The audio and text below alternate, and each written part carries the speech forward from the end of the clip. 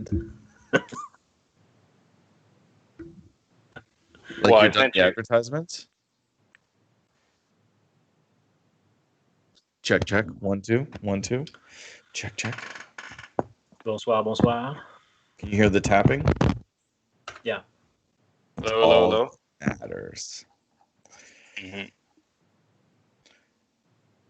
Good evening and welcome to CanHammer, your stop for Warhammer 40k from the Great White North. Today's episode is 191.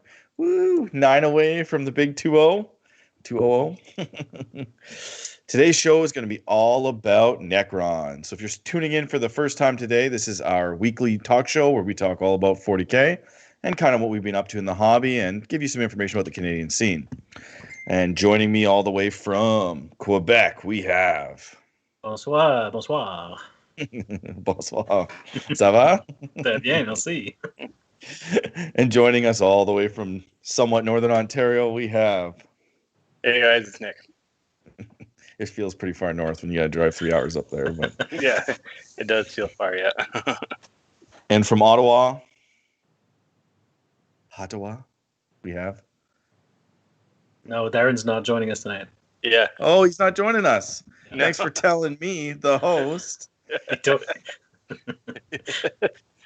Okay, well, as usual, I'm your host, Chris, at CanHammer Chris on Twitter and Instagram. So give me a follow if you're interested in that.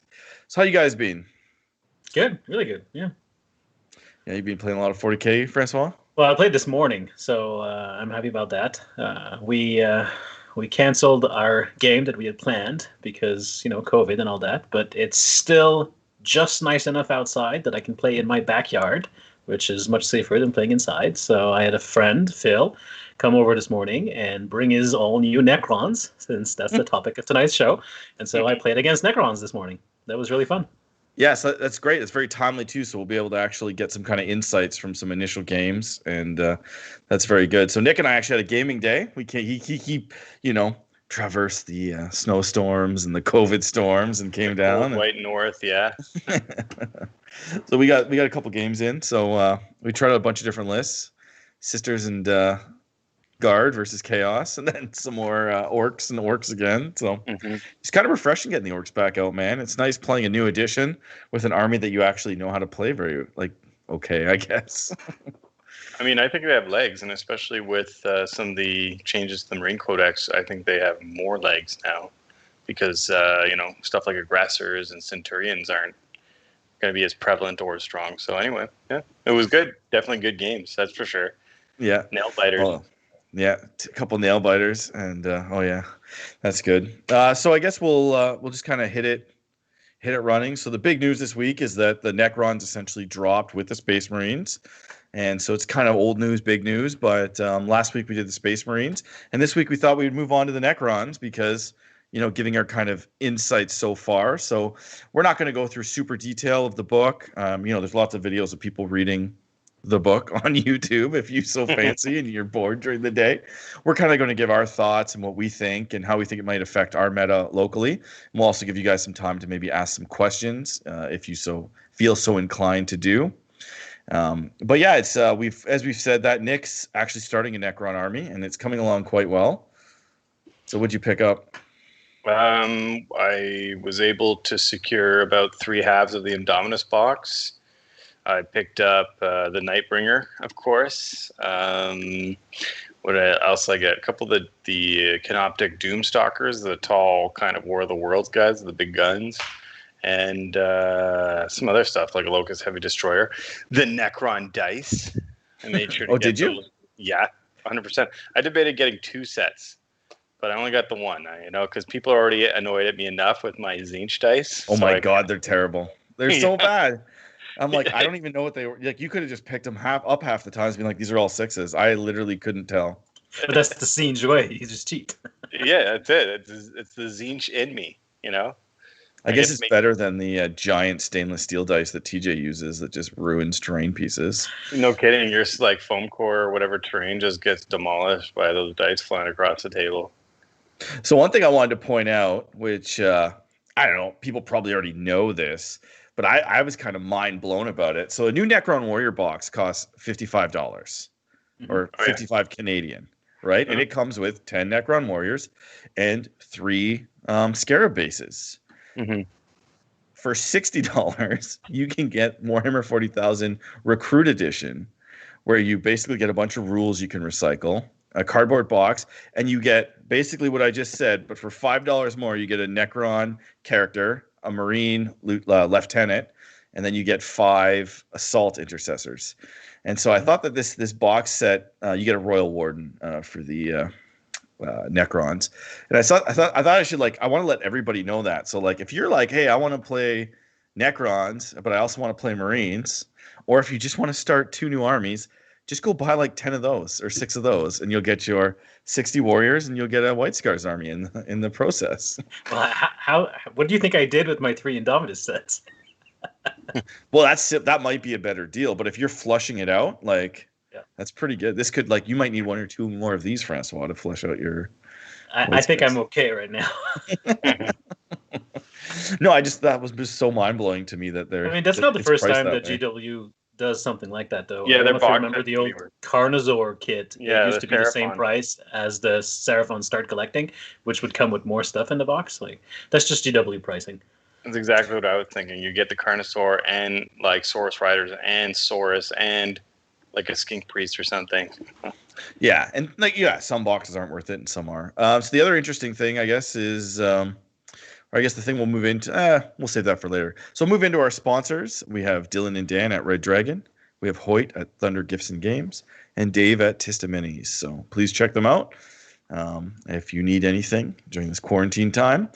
I know that we're still saying during this quarantine time, and for some of you, you may not be quarantined, but where we live anyway, it's almost locked down just as tight as it was 6 months ago. So I'm now in the red zone as of this weekend. Yeah, that was actually what canceled our gaming day, which is kind of sad. Chris and I are in communities that aren't red zone, but so we got to stay away from your plague. I live in plague land. Yeah, the apocalypse. It was like driving through Fallout, going through Ottawa to get to Chris's place. Yeah, it's kind of scary, but mind you, I drove through Ottawa, and it doesn't feel like much is different. Okay, so I guess we'll get started. We'll go right into the Necrons. So it's been quite some time since they've had a real book. Last edition they kind of had one, but it wasn't that effective. There's only a couple maybe builds that were really good, like some Annihilation bars, who must be hungry, and some other stuff. And it's kind of nice that they were due for a new book, because when you saw the Necron player, it was kind of the token Necron player who took something that was very, very specific. I guess we did see a lot. If anybody pays attention to the WTC over in Europe, there was a couple teams that took a Tomb Blades spam army just for the anti-infantry killing, if they were to put it up against some infantry forces. Now in a team game you can do that. You can skew your list that extreme. I don't think that would work too much in a singles event. And mainly over here playing the ITC kill more, it basically forced the Necron players to go with super unkilly couple things just to never give away kill more. So I mean, you'd see the 3 Doomsides, 3 Doomsday Arcs, and some Wraiths, and that was pretty much that. Mm-hmm. Yeah, and it wasn't like the modern books. A lot of modern books, like for the Eldar, for example, when they were using their fire prisms, you could have 3 of them, lose 1, and still essentially use the strat that made them good. But the Necron book had that age where you needed all 3 Doomsides to live. And if you shot 1 down turn 1, or you went first, it was just they were over. Why you took them just didn't work. So yeah, I'm really happy to see a new book for them. And I also think that with the Indominus box, we knew it was coming because they redid the range essentially. There's very few things that are still, I guess, relevant, or models that are relevant. They're almost all brand new. Wraiths and a few other things kind of stayed. There is one set of models that still has the old plastic green rods, and that is the old Destroyers. But everything else has been updated. Yeah, which is really nice. I know. I think I might miss those plastic rods. What about you? God, they're awful. Nope. I used to like it when people would spray them and paint them blue or something like that. Well, okay, yes, but then they might as they're no longer green rods. Yeah. How annoying would that be? Having I never did a Necron army, but having them separate like that would be kind of crazy. Well, it's kind of funny. Do you guys remember when Necrons first came? Did you guys play back then? My brother had the Necron army when it first came out in the 90s. Yeah. I remember when they were released. Yeah. there's only a couple models, right? The monolith at the time when that came out, I think it was third edition, was like a big deal. Like it was a big change with the rest of that range.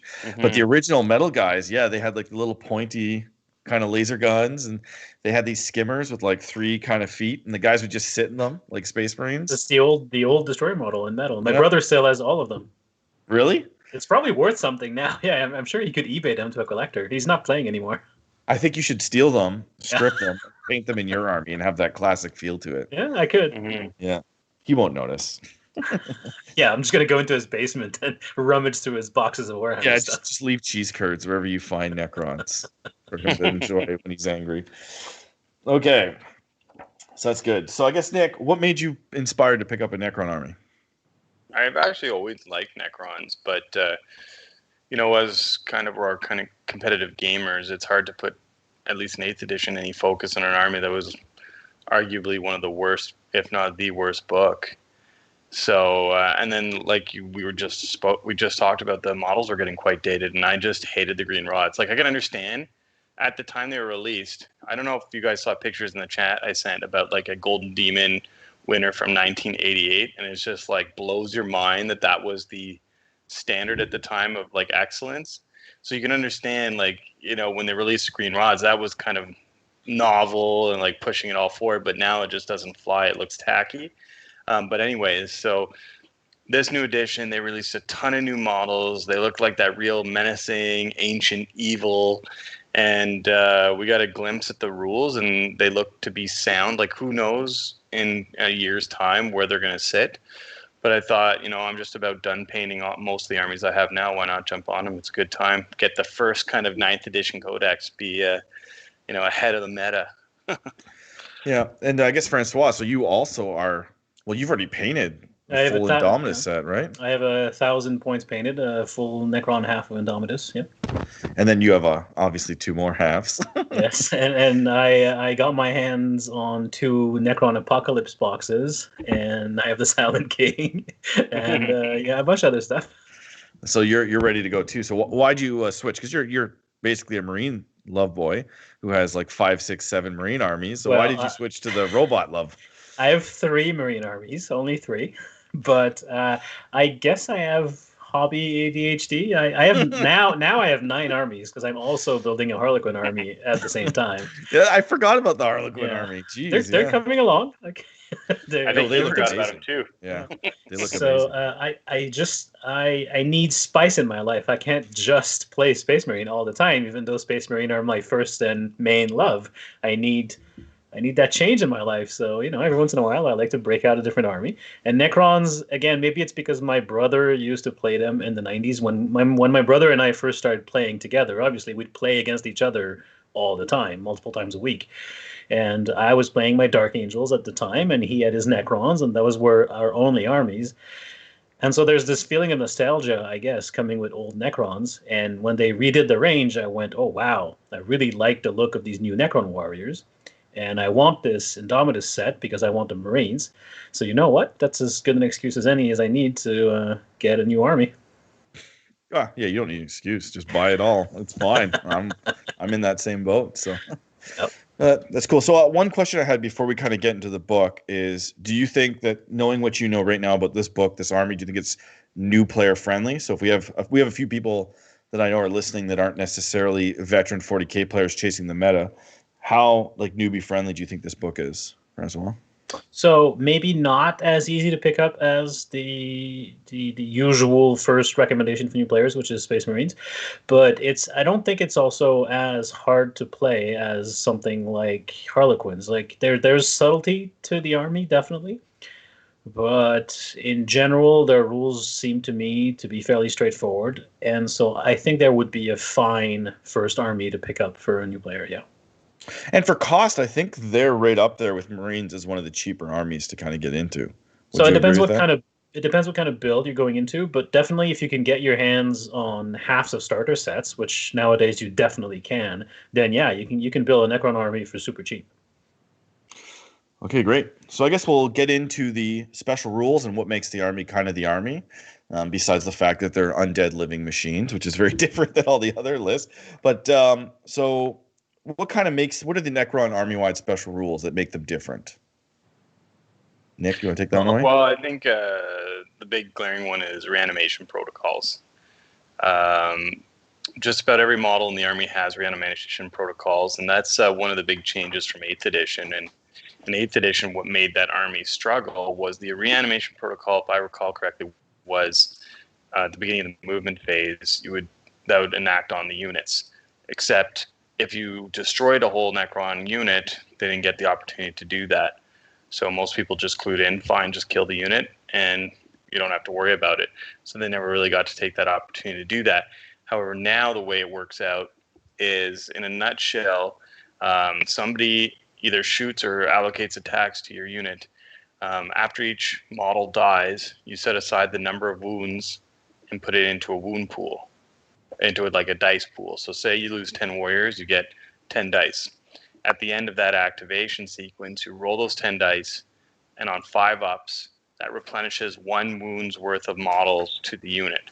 So if they're Necron Warriors, you get a new model, or you get a model returns for each of those dice that come up on a 5.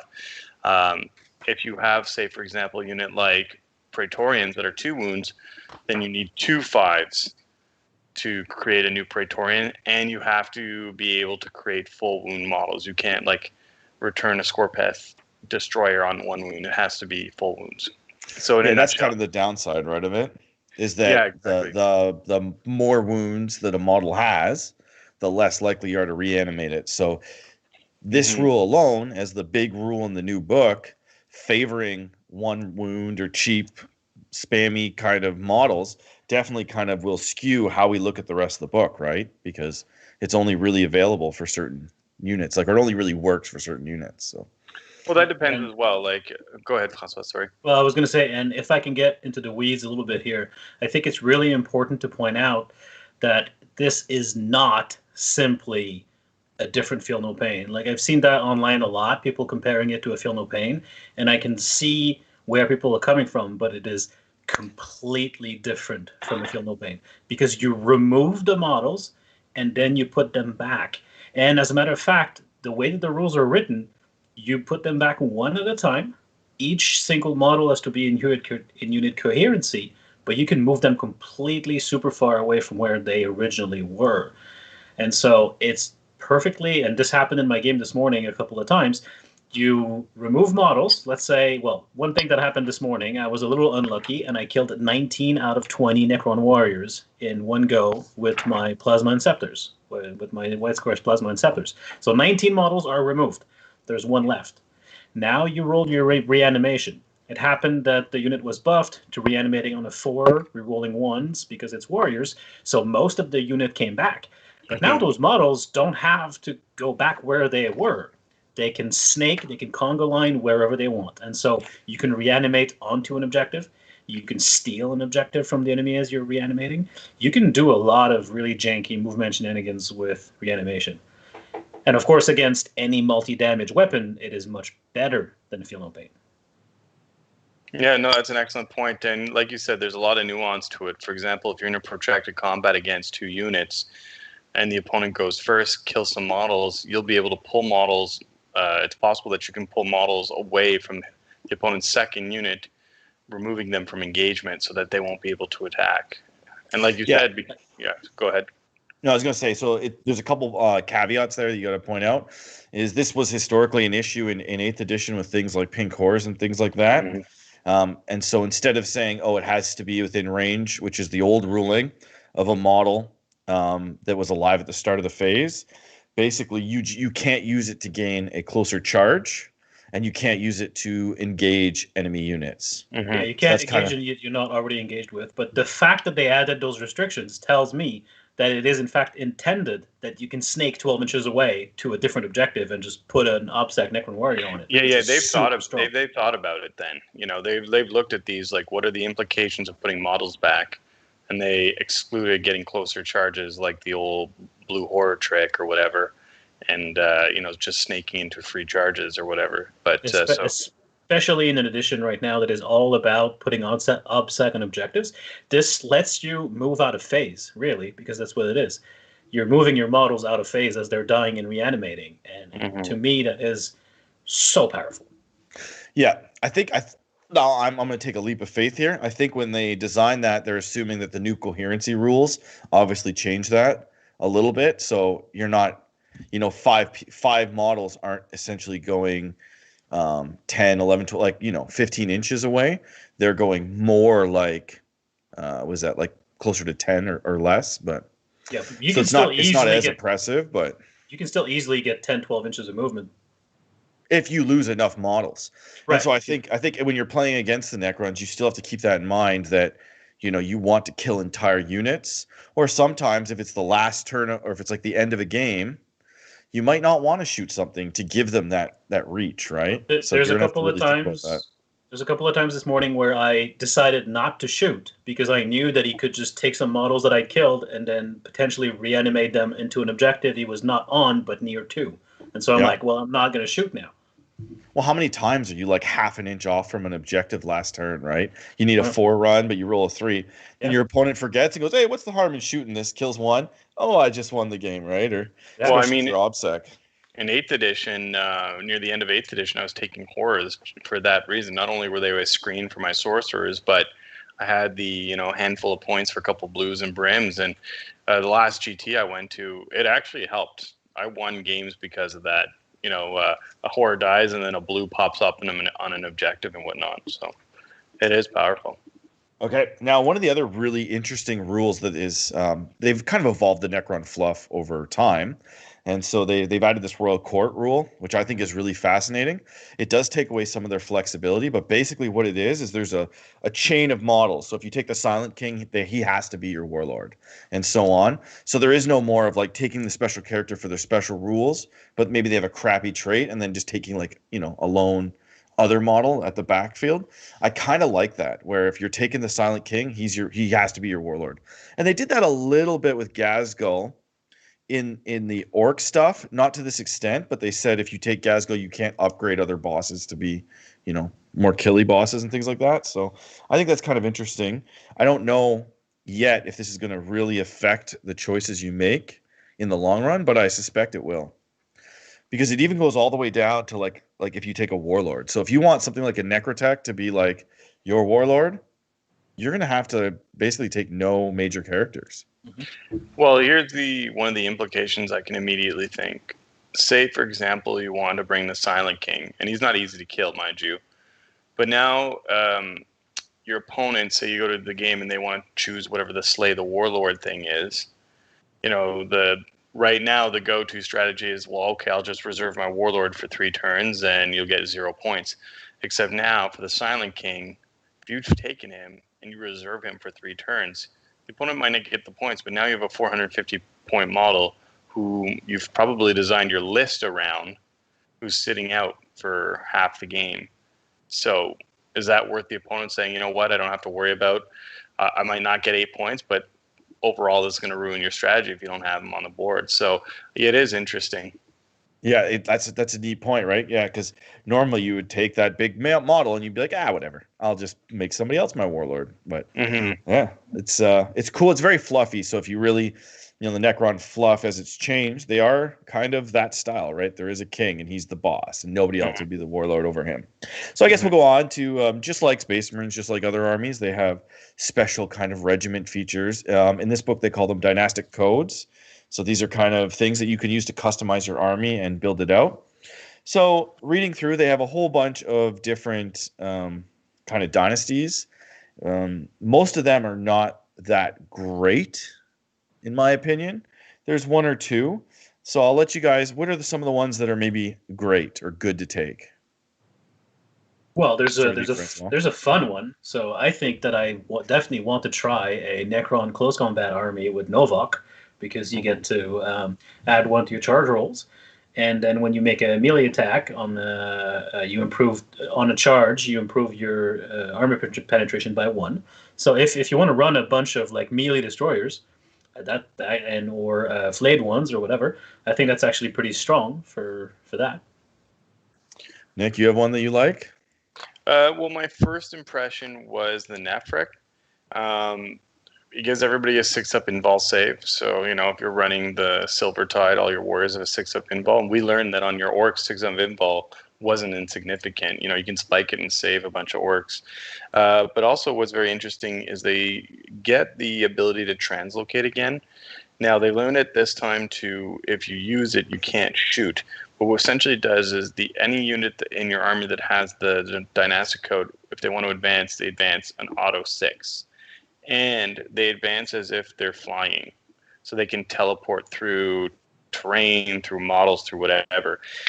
And another thing I thought was interesting is that they can do that when they fall back. So they can fall back through models. So you can never really, in this situation, wrap Nephrec Necrons. So I thought that was pretty interesting because, movement is such a big part of the game. That was my first one for, the strict Dynastic Codes. I think there's probably the real winners is in the Build-A-Bear ones. Mm-hmm. Yeah. So actually there's one that I like, and it basically gives your entire army OBSEC. Yes. And when you're shooting at close range, you get an additional -1 AP. Mm-hmm. I thought that was pretty good. Now, the one worry about that is it's funny. As the new books, well, we've only had 2 new books come out, OBSEC went from being this super powerful thing that only so many armies had. I know every army had OBSEC, but only so many armies have really good troops. And so if you don't have very good troops, the downside, if taking an all-elite army or elite infantry or anything like that, is that you don't get OBSEC. And this kind of eliminates that downside for most factions. So I kind of like that. It does worry me, though, right? Because the more armies that get more OBSEC, the worst OBSEC becomes, and it might just become one of those rules where half the game is OBSEC and it doesn't really matter. But you and I kind of realize that in our games on the weekend, 5 guys with OBSEC is a big deal, right? It's cheap units. And yeah, it was always kind of keeping my eye on what your unit, well, you had, especially for your orcs, they were all OBSEC. So I was always worried about any of your small units. It didn't matter. I wasn't worried about them killing anything, just landing on an objective. So yeah, no, that was important.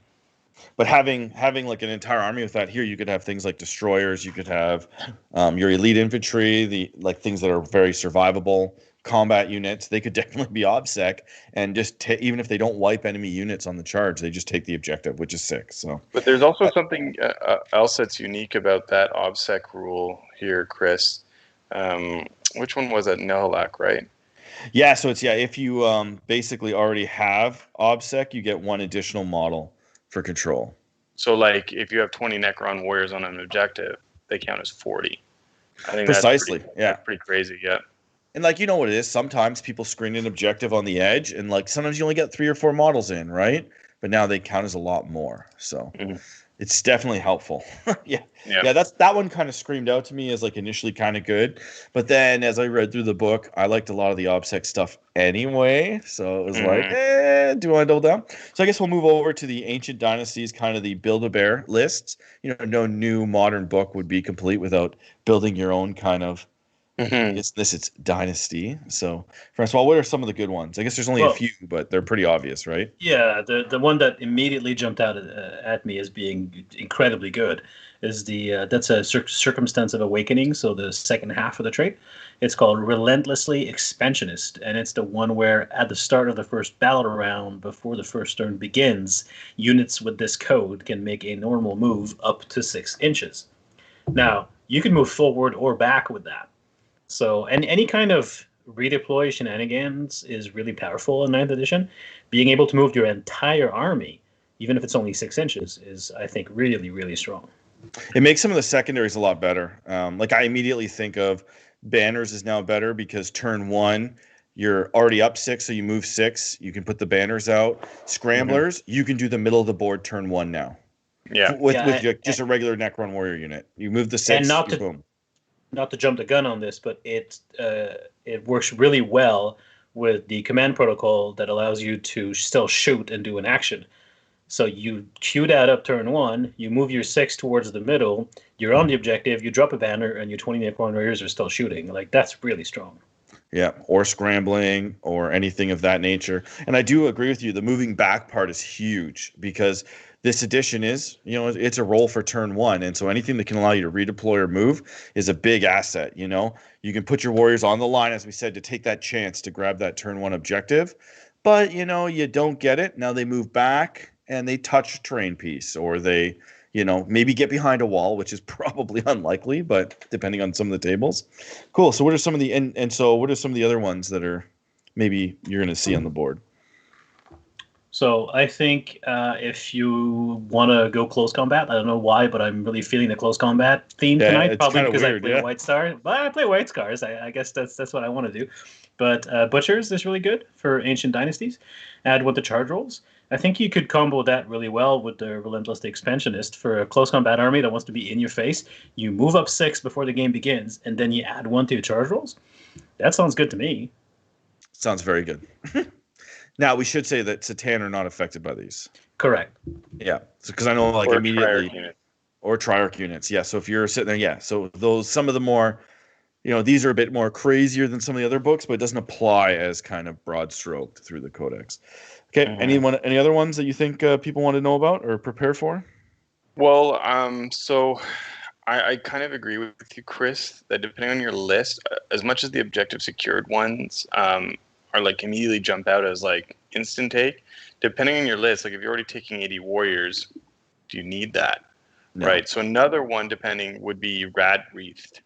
And so that means that gives all your units an aura that while an enemy unit's within an inch of them, you subtract 1 from their toughness.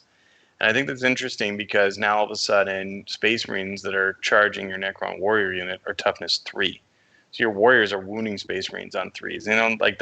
That's 16% more wounds you're going to push through on Space Marine. On guard, models like that are toughness 3, you're going to be wounding them on 2s. And, there could be all kinds of different situations where that's handy. Yeah, I definitely agree. Okay. Any other ones, or that's about it for the highlights of that? Well, there is a custom one for OBSEC as well, so you can kind of mimic the one you were talking about. Yeah. So you have lots of options. You can also add 3 inches to your range, which is kind of nice as well, right? For that, sometimes, because theoretically you'd have to, if somebody's off the line, you add the 3 inches to your range, you can move up, start taking models off earlier, which is always nice. But I think with the terrain rules in this edition, it kind of doesn't, sometimes you're just not able to see things anyway. So who cares? You're assuming you're playing on a good table. It's not always the case. Yeah. The next thing is we go into stratagems. So the Necrons really seem to have won in terms of stratagems. They have essentially 4 full pages of them, and they've done the standard color coding that they've done in the previous books. So take us through some of these, guys, or you want to start with... So I'll just start with a couple stratagems that I was on the receiving end of today that I think are really strong. So I'm not going to remember the names, and I'm not going to look through my book to find them, but there's 2 that you can do on a big blob of Necron Warriors that are basically a combo on 6s to hit. So you can make 6s to hit auto wound, and that's pretty powerful, especially on anything you're wounding on 5s or even 6s. 6s to auto wound is great. And then you also, since you want those 6s, right, you also put on a stratagem that gives you a second hit on a 6. Now, that second hit won't automatically wound. That doesn't work like that anymore, but you're still getting exploding 6s and 6s auto wounding. And then let's say that, as I was this morning, the person that across the table from you is playing the Silent King and has my will be done on his warriors, and so they can re-roll everything that's not a 6, if I understand the wording of the Silent King correctly. So you can really fish for those 6s and get a lot of extra hits. Yeah, that's interesting. So you think that's worth it? Hits. Well, if you're hitting on 2s with 20 Necron Warriors that are throwing 40 shots at you, right? And you're re-rolling anything that's not a 6, you're going to get a lot of 6s. Each of those 6s is now 2 hits, and they auto wound on that first proc. That was a problem for me because I was taking a lot of fire from that, and it's AP -1 on those Necron Warrior guns. It'll kill Primaris Marines easy, and it'll kill Gravis Marines without too much trouble. I had 6 Plasma Inceptors there, and I procced the strat that gives them a 2-up against damage 1, so they were 2 or 3 up, and I still lost 5 out of 6 Plasma Inceptors. Yeah, that's crazy. Yeah, no, that's it's a nice combo. It's a lot of points to pull it off, but it's still a nice. Yeah, so I mean that specific one does require a Silent King, but even if you don't have the Silent King, if you have 40 shots, you'll get 6 or 7 6s.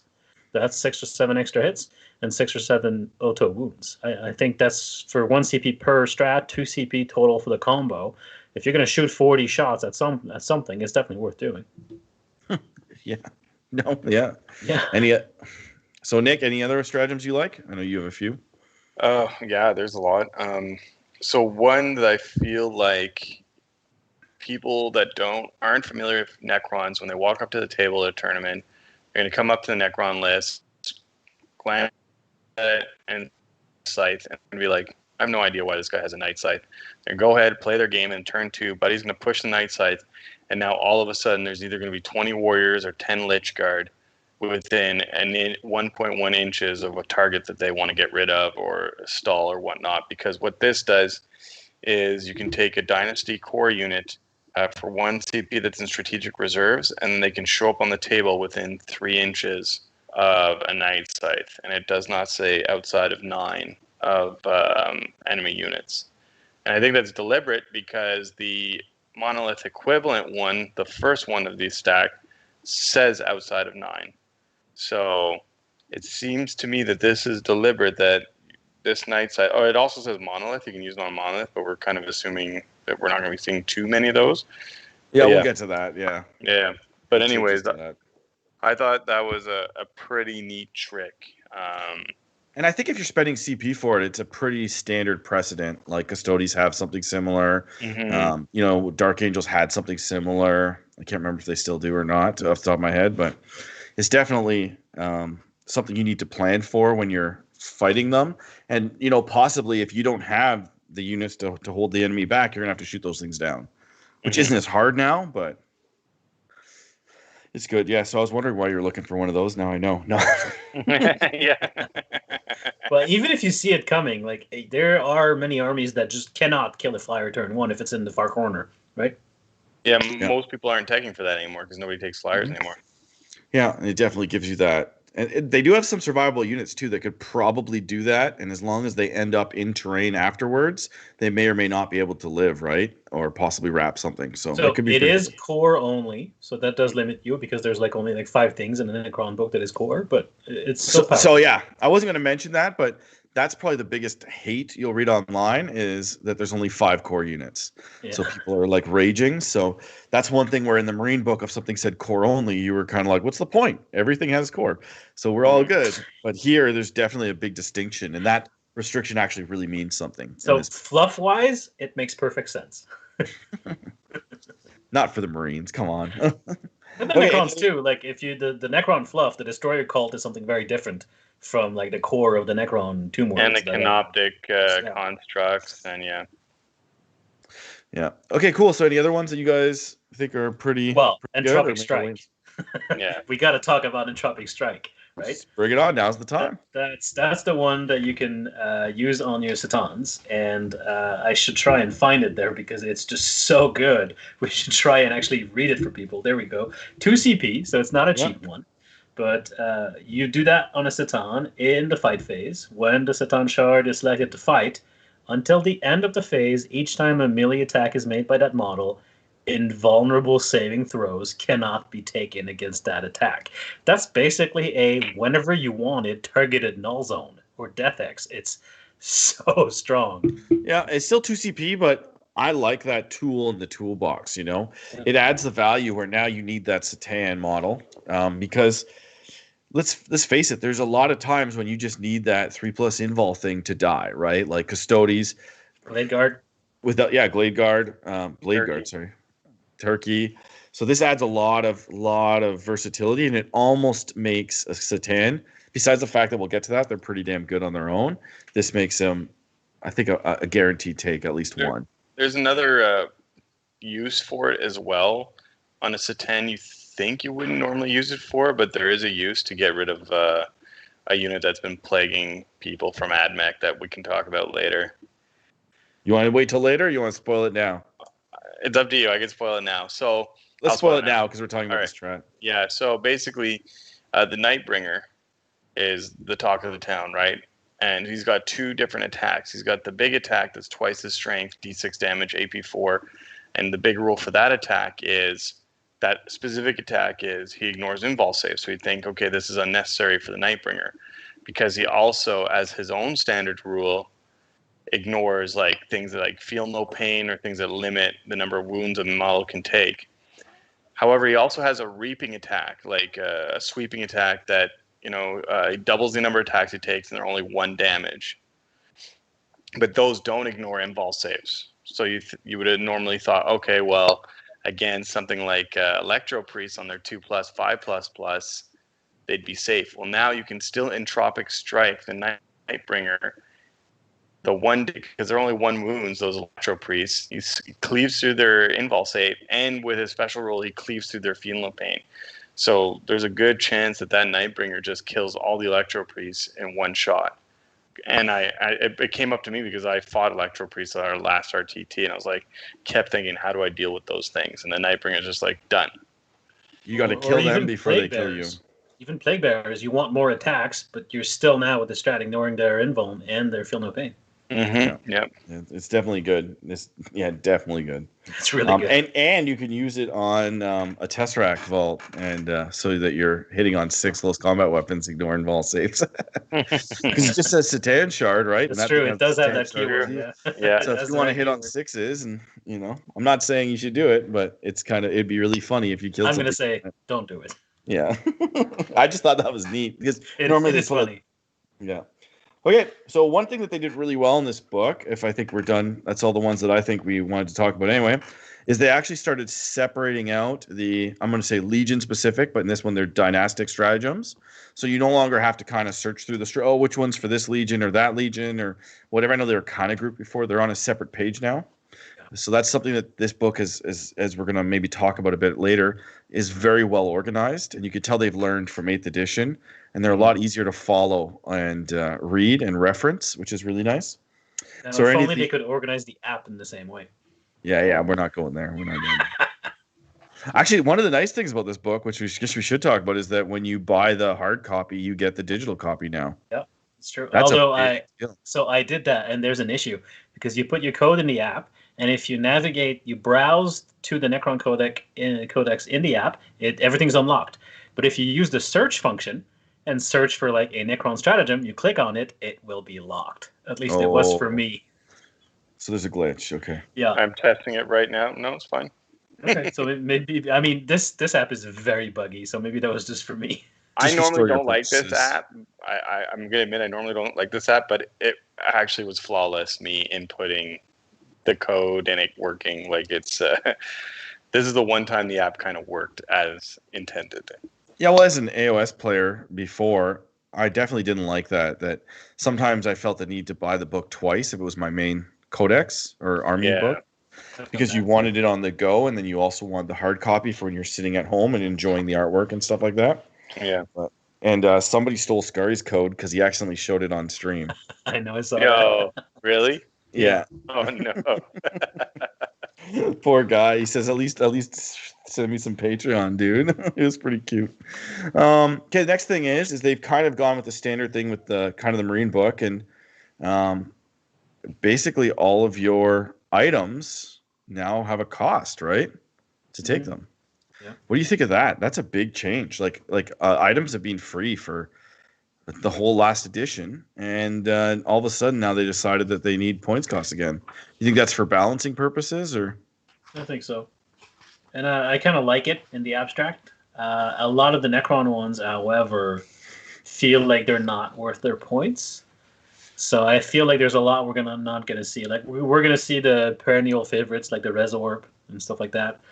But I don't know. To me, and granted, I'm a very new Necron player, and so maybe there's stuff I'm not seeing, but there's a lot of them just don't seem worth it to me. I like did the Resorb stuck around? What's the Resorb's still there, and that's good. The Quantum Orb. Oh, sorry. Yeah. And there's the souped up version. That's a relic. That's really good, I think. Oh no, you guys are talking about different things. So we're on the Cryptic Arcana right now. I'm on the wrong page. No, I'll follow the show. Yes, so we're on the relics now. Yeah. So Oh. no, sorry, we're confused. Okay, No, that's never me. mind. That's me being dumb. Like we're talking about different things. Yeah. Yeah, But yeah. like some of them are really pricey. My point still stands. Like some of them are like 25, 30 points. It's like, eesh. I agree. I didn't read them, and none of them really jumped out at me to be like, I have to take this. The one that I thought might be kind of cool would be the Prismatic Obfuscatron, the one that makes your character like the old character rules, that he can't be targeted unless he's the closest eligible target, so he doesn't have to hang out with anybody. I just thought that's kind of neat. You can have that one character in the backfield sitting on an objective, or he can go off and do missions, and if somebody else is closer, he's safe. I don't know. I thought that one might be kind of That could be well worth play. it for sure. That one's for sure. Now these are, I guess, if you compare these to the kind of Space Marine equivalent where they were upgrading, your apothecary and things of that nature, they're just not as good. I think I said items, but I meant like upgrades. Yeah. I think that's how I confused you. I didn't mean relics, but so these used to be essentially CP upgrades. Well, they never existed in this book, but now they're points. So, and there's a lot of them, which is kind of nice. Right? Yeah, but I mean, would you pay 20 points for that quantum orb where you can like throw, and maybe if you roll the dice, you may get D3 mortal wounds? Like, you're paying 20 points to get a worse smite, basically, on something. It's just, I don't know. I would for sure put the what Nick said, the ops, whatever it is, Tron, on one of my characters for sure. The guy with the 10-inch move fly, the Technomancer, yeah, that could be interesting. For sure. Okay, so before we get to relics, warlord traits, anything crazy here? Not really. Yeah, I read through them. I was pretty disappointed, actually, to be honest. Yeah, they're kind of all standard. As a matter of fact, most of them are incredibly bad. Yeah. Like, a lot of them have to do with the warlord being in combat, which, given what you're going to do with Necron characters, is not something you, I don't think anyway, want to do. I guess if you're playing combat Necrons, you might want the one that gives reroll charges in a bubble. I mean, that's good. Yeah, you could. Okay. Yeah, I thought they were crappy. Yeah, so they're pretty relics. bad. So now we'll get to your resurrection orb. That might be the only one.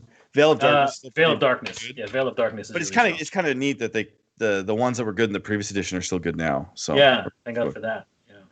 Yeah, there are some that feel pointless. Like the Arrow of Infinity is super cool, but you would never take it because you would use that to replace a Tachyon Arrow, which is a once per game shot. And okay, fine, you get a one-shot weapon that's strength 16 and damage 6. That's really awesome. Except it's a one-shot weapon that you're using your relic slot on. Like, why would you ever take that? Mm-hmm. Cool. Powers of the Satan. Any of these worth mentioning? Oh, they're so all good. Yeah, all of them. So now that's a big buff in the book. But it only applies for Satan shards, right? Satan shards? Yes. So the Transcendent. Yeah. All of them, yeah. Yeah, which so is all of them. Even the they have unique powers, but they can also pick from the general powers. So okay, so which one of these should we watch out for on the tabletop? All of them. The Nightbringer is one. If you get close to the Nightbringer, not only are you like risk getting charged by him, but he picks an enemy unit, and it doesn't say like any restrictions about character or anything. You roll 3 dice. For each 4-up you roll, that unit takes D3 mortal wounds. Yeah, it's pretty good. Yeah, so they're all more. I mean, most of them are just mortal wound powers, but mortal wounds are really good in this game. And keep in mind, these are like psychic powers, except they go off automatically, and they can't be denied.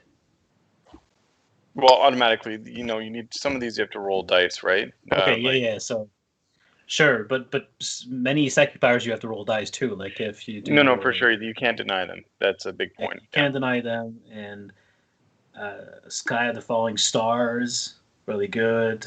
I mean, they're all situationally really good. And you can spend a CP. There's a strat we didn't talk about that you roll on the table, and basically your Satan gets an additional cast. It just randomly cast one of those 6. Well, they're Yeah, all that's like pretty good, so like it wouldn't really matter. Like 5 seismic assaults, select an enemy with an 18 invisible, roll d6 for each model, add 1 to the roll for the Tesseract Fault. For each 6, it's a mortal wound. Yeah. So you have 30 boys. So here you go, 5 to 10 mortal wounds depending on how you spike your 6s. yeah, and if you take the Tesseract Vault, that's really good. Yeah. Yeah. So I guess great. So C10 powers are changing great. So one of the cool things about this is in the Marine book, basically all the secondary objectives are trash. This one actually has one that I really like. So I will push you back on this because today I tried the Oaths of Moment Yeah, secondary that's for the good. Marines, Oh yeah, and you pushed it's me back actually on the pretty show good. too for It's that actually one. pretty good because the Marine Oaths. So the other ones are terrible, but for Marines anyway, the Oaths of Moment, as long as you have a board that allows you to have a unit within 6 inches of the middle without getting it insta killed, that's 2 points per turn right there. And then if you don't fall back, it's another point. And if you kill a vehicle, monster, or character, it's another point. So it's actually not that hard to get 3 to 4 points per turn on that specific Marine secondary. Okay, this isn't a Marine book. Well, you know me. I like the Battlefield Supremacy one because I feel like it's like engage on all fronts, kind of, except you don't need to throw away your units. It's a And reverse engage on all fronts. yeah, you have to keep opponents out of your out of table quarters, and of course, most people can probably protect one table quarter a turn. So you can't do it in the first turn, but you could probably get 8 points from this, right? Yeah. And if you're not getting 8 points, you're forcing your opponent to throw units away into your deployment zone, which probably means they're dead. Like, how often do you have a unit in your opponent's deployment zone or in their Well, quarter? In their quarter I've been playing White Scars recently, so actually it happens a lot. all the time. So maybe not against white cards, but I find it very hard to like a lot of armies want to stay in kind of their side. And if they do throw into your quarter, it's like one little unit here, one little unit there. So all you have to do is kind of clear it your turn and they're gone, right? Because it's at the end of your turn. So you can literally just be like, I'm going to kill those 2 units of Nurglings or whatever you have and clear that quarter. And so if you think about it, if you have one quarter with no enemy in it, you get 8 points. There's going to be 1 or 2 turns where you can have 2 of them, right? Against some armies, you can like reliably do it for 2 quarters. So, but 12 if against this. if you're playing against a low mobility army, yeah, that's a good take. Well, you got to think about it too. If you have 80 or 90 models in your like, you're going to move forward Yeah. before the game. Nobody's coming in your zone. I don't know. I read that and went, oh my god, I would love this in all my other armies. Well, you could So- also do something like, you Veil Darkness, you go first. You could Veil Darkness a unit of 20 warriors and block Buddy in his deployment zone as much as you can. And then you could feasibly get 3, So quarters. The Depending. issue, though, is that that's battlefield supremacy category, so it also conflicts with other stuff you may want to do. So you can't now take supremacy, and you can't take engage on all fronts. Yeah, but this is better than engage in all fronts, 100%. Yeah. Well, it depends. It depends on your army composition. Like you could tech into Tomb Blades a lot and be highly mobile as Necrons with Veil of Darkness, and I can definitely see scenarios where engage on all fronts would net you more points than this. Correct. I can see that. Yeah, but I like it. So No, it's not bad. It's definitely good start. a maybe take for sure. Yeah. Yeah. If they're putting units that far forward, you might be wiping out a lot of units that turn. So, which is No, great. it's also an interesting one because it may trick your opponent into being more aggressive than he wants. Yeah, kind of force his hand. And armies don't have the same level of units as they used to. And Exactly. anything that you can score at the end of your turn to pick up 2 points. It also gives you the option where if you're on turn 5 and you're going second, you can be like, oh, I need to kill that 1 unit or 2 units, and I get 2 more points, which might get me closer to my 15, which might win. And I think there's a lot of times like Nick and I, well, actually in all our practice games, we get to turn 5 and then we essentially talk it out once you're done the top of 5 because it's like irrelevant, right? You can just do what you got to do. And this gives you that option to be like, well, I could probably score more. And options are always good. So let's talk about the command protocols. This is kind of a new thing that they added, and it allows you to essentially pre-program units within your army to then do abilities on certain turns. And we already talked about there's a few good ones like move everybody forward, do an action turn 1, without losing the ability to shoot, right? So that's kind of a good one. Is there any other ones or any ways in which you could see programming your army with this, or is it just so for the command protocols? That's something slightly different, but you can have a command protocol that allows you to do an action and still shoot. That's really correct? strong. There's one that allows you to fall back and shoot. That's super good.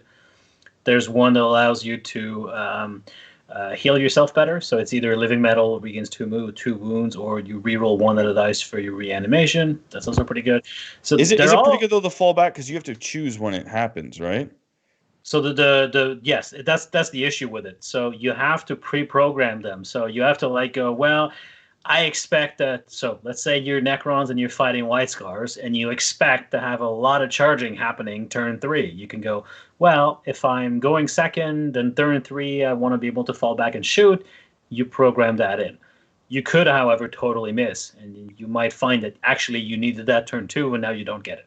That's the big downside of these command protocols. And I guess through like playing 100 games with the faction, you'll kind of realize, yes, like every time you get burned with something like that, you'll be like, okay, now I'll have to program it to behave that way. I think that's something that will require a lot of practice and a lot of faction knowledge to get right.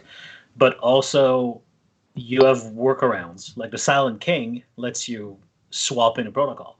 So as the Necron players, explain to me exactly how I do that, how I set this up. So what you do is you have all your protocols. There are 6. So you pick 5 because there's 5 turns in the game, and you line them up. So ideally, you bought the Necron cards from GW because that's the easiest way to do it. Well, I did. But yeah. Did you, Nick? Did you? Not yet, but I've been considering. Okay, so or you write it down on a sheet of paper. Fine. You write it down on a sheet of paper, and you go, well, battle round 1, I'm going to be in this protocol. Battle round 2, this protocol, and so on and so forth. And at the beginning of the battle, this is secret, by the way. Only you know this. And at the beginning of the battle round, you reveal your protocol. And then you have 2 possible protocols on that card. And you pick one, unless some dynasties get to pick both at the same time. But let's keep it simple. You pick one. So let's say you go, well, battle round 1, I want to be able to raise banners but also shoot. So I'm going to pick that one. And then you can do that with units that are within range of a noble, by the way. It's not just anyone in your army. You have character, sorry. You have to be within range of a character. You have to have a noble on the field. And then you have to be in range of a character. There's a lot of restrictions in this book, by the way. Like, I feel like GW put quite a few restrictions in the book that I'm not sure were needed compared to some other books. But anyway, you jump through the hoops. I know, this sounds pretty powerful if you did it right, so it's kind of nice. But that's a big if, though, because if you mess it up, or if your opponent is wily and knows how to play against Necrons, they can just suddenly do things in a different order, and then your protocols do very little. Oh, so I guess like that would be a big deal if White Scar player. Oh, I'm going to charge you. I'm going to push into you turn 2, knowing that I might lock you in place. Well, or wait till turn 4. Yes, exactly. So in my game this morning, again, to get back to that, so Phil, he had set up a protocol where he can Overwatch on 5, like whatever the set to defend is. So one of the protocols lets you do that. So turn 2, he set that up because he didn't want me charging him turn 2. So I just went, okay, I'll just wait one more turn. And I kept like hiding behind terrain and keeping on my 2 objectives and go, well, I can wait one more turn. So now your protocol is wasted. Because right? Because it started the battle round. Exactly. Yeah. So going into it. And actually, some ways going second might be even better, right? Because then you can know what it is, see what he does, and then react to it. Well, either way, you know what it is.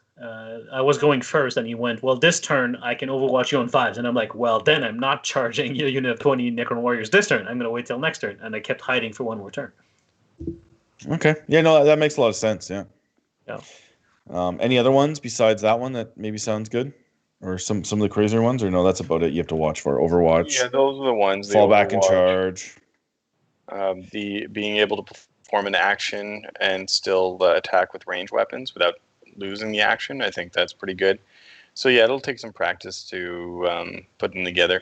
I think they're nice bonuses. I don't think these are like kind of the game-breaking bonuses. It'll be the interesting thing here is if you wanted to do, say, an army with multiple detachments and multiple dynasties, then you'll lose these.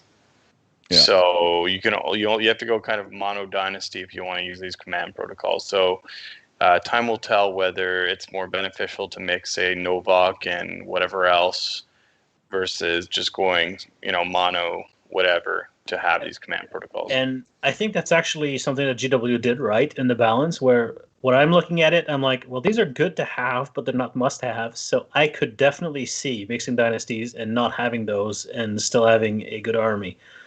I think it's right on that edge there. Okay, well, speaking of nobles, we'll go on to it. There's lots of them in the book, right? And they're primarily your special characters or big characters. I believe the Necron Lord is. Are any of these guys stick out as really great in the HQ section? Like, we don't want to go through every unit because we don't have a lot of time, but I think that the one that stands out to me outside of the Silent King is Nemeser Zandrak. He kind of locks you into saw tech, which is kind of not great. But he essentially, his big thing is he gives you a free, essentially vect per game. Yeah, so that's pretty good. So it's really, really good. But I'm going to go out on the limb here and say you're not going to see him very often because he locks you into a dynasty that I don't think is the best, and he's also a little bit pricey for what he does. So that's an interesting thing about like talking about these special characters is generally you're going to take the Build-A-Bear options in this, because to me the special characters, besides maybe for the most part, they didn't seem worth it to lock in your whole army. Like the buffs of the army kind of outweigh the individual characters in that regard. Would you concur that or no? I would agree. And there's one significant exception there is Luminor Srezras? I don't know. So the new one, the new guy. So he may be too many points for what he does, but it is kind of cool if you go for warrior spam because he can buff units of warriors. And one of the things that he can do is make a unit of warriors toughness 5, which is a big deal. Now it's random, so you're not going to get it every game. And so maybe just for that, competitively, people are not going to take him because randomness is not good in a competitive game. But he's intriguing anyway. Yeah, so it's what? Strength, toughness, and ballistic skill. So ballistic skill and toughness are both good. Strength for warriors, it's kind of but 2 of the 3 are really good. Yeah, and you get to pick that. It's only a core unit. Okay, sounds good. So what's kind of the HQ choices that people are looking at taking when they're looking at this book? You thinking like a Necron Lord on foot, or what are you kind of leaning towards? Oh, lords, overlords, the usual stuff. Catacomb Command Barge. They're still really good? You can get a pretty beat stick character using that Command Barge for not an awful lot of points, and he's moves well, and he's basically an overlord, so he's got the My Will Be Done and whatnot. So hard to kill, 9 toughness 6. Okay. So, but you're not looking at a lot of them, right? You're looking at like maybe one Command Barge, one Overlord, like one or the other. Well, actually, I think that you're going to end up with all your character slots taken because there's some like interesting picks, like the Royal Warden, the one that came in the Indomitus box. He lets you pick a core unit to fall back and shoot. That's really strong. Like on the big unit of warriors, again, you can't get shut down by combat. Because a common tactic of people is, well, I'm going to throw this worthless unit of mine into your 20 strong unit of warriors, and now they're not shooting for the next turn. Except if this guy's around, they can now. Yeah, he's also 70 points, so he's not super expensive. Yeah, he's really cheap. And he's a character that, he's the one that gives out the command protocols. And he's got a decent gun, actually. His Relic Gauss Blaster, it's 30 inches, rapid fire 2, strength 5, AP 2, damage 2. So it's a good Primaris kind of killer. Within 15 inches, he's pumping out, 4 of those shots. So I definitely, in a couple of my lists, I'm going to be running. I have a Royal Warden in there for that situation where somebody tries to tie up your warrior unit, and you can just back it up and then blow them away. And if you want a combat element, you take the Scorpic Lord with some of the new Scorpic Destroyers, and you throw the Veil of Darkness on him. And you teleport them across the field, and all of a sudden, your opponent's got a big problem in his backfield because that guy is killing. Sweet. So they did add, essentially, they split all of the Cryptex into different kind of groups. What do you think about that? Like, so that they have a Technomancer, the Psychomancer, Plasmamancer, and the Chronomancer. Any of those guys were taking, and it's also like a lot of them kind of added in the Dynasty Advisor rule, which allows you to take a second Cryptek if you have a noble and things of that nature, because you're limited to one, right? So They're good. I know people have been hot and cold on them. I think it's going to be very list dependent, but there could be space for them. Like my recent list will have probably a Chronomancer. Okay, why is that? And Scarabs, because they'll be able to give Scarabs 5 up invulnerable. So you can push Scarabs, like say you run the Objective Secure Dynasty with the 6-inch scout move, whatever. He shows up, he gives your Scarabs 5 up invulnerable, their 10-inch move, they're 16 inches up the board, they can take the center, and if you got 9 of them, that's 36 wounds that have a 5 up invul, and they're tough 3. So like that's still tough to burn through. And on top of that, they're OBSEC. And then, there's Stratch put on them. And then also, once they're all burnt out, if you have Triarch Praetorians, you can put 5 up invul on your Triarch Praetorians. I don't know. I think he might be worthwhile. Oh, and you can also allow them to reroll charges. Okay. So why are they OBSEC? It's just because you take that rule. Dynasty. Yeah, so they're not innately well, OBSEC. No. Speaking of OBSEC, though, let me introduce you to the Psychomancer, which I think is pretty strong. He has an ability called Harbinger of Despair, where you pick an enemy unit within 12 of him.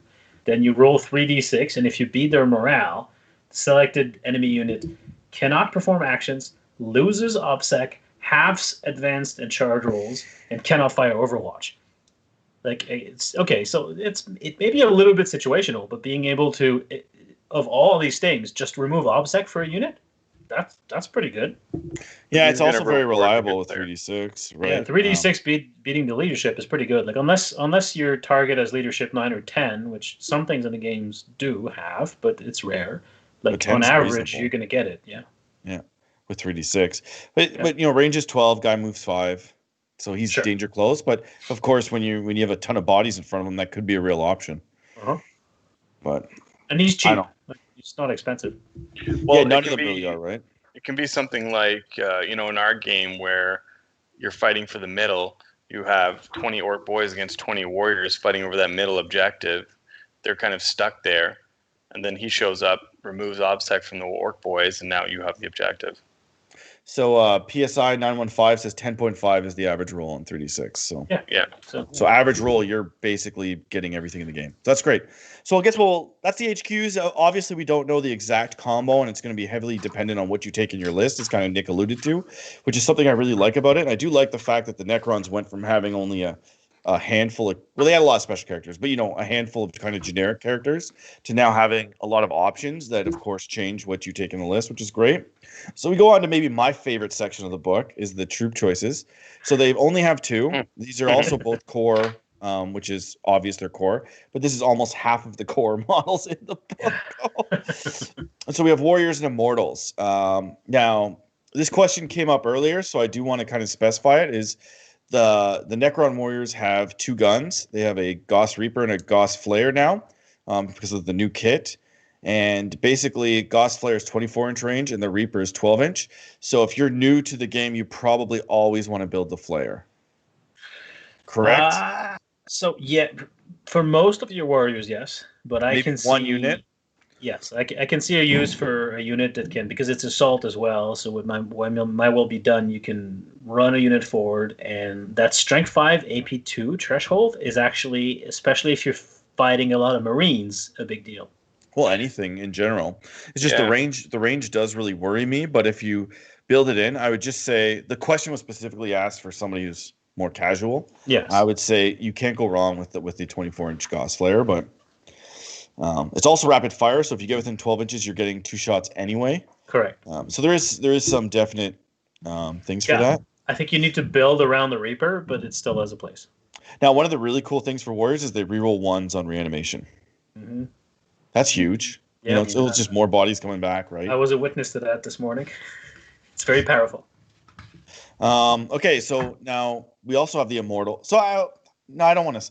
So right now the internet's predicting 60 to 80 Necron Warriors, and I think that's correct. I agree.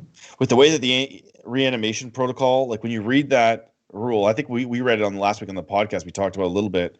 Is we were like, that made Necron Warriors huge, right? Yeah. They made them amazing. So you think 60 to 80 is a good number? I think 60 is probably the sweet spot, but 80 is definitely doable. Yeah. more than that seems excessive because they're only 13 points per model, correct? So it's you can get 100 of them for 1,300 points.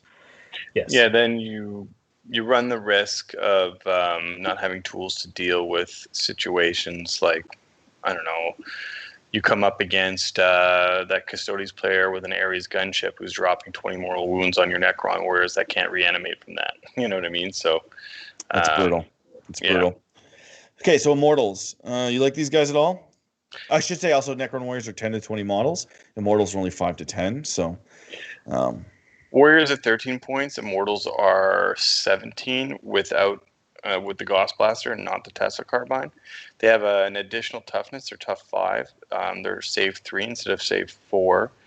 They're 2 attacks, and they're Gauss Blasters, 30-inch rapid fire 1, strength 5, AP 2, damage 1.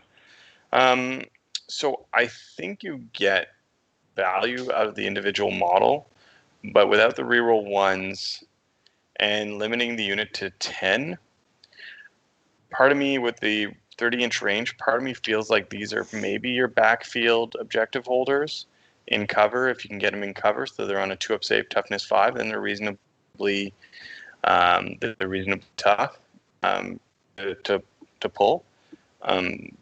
But it still might be difficult to choose them over the Warriors based on being what would that be, almost 30% more expensive per model. I agree. Yeah, I think the Warriors are the way to go. So we'll move on to the elites quickly. There's a couple new units that were added in. The first one's the Reanimator. I kind of like this one.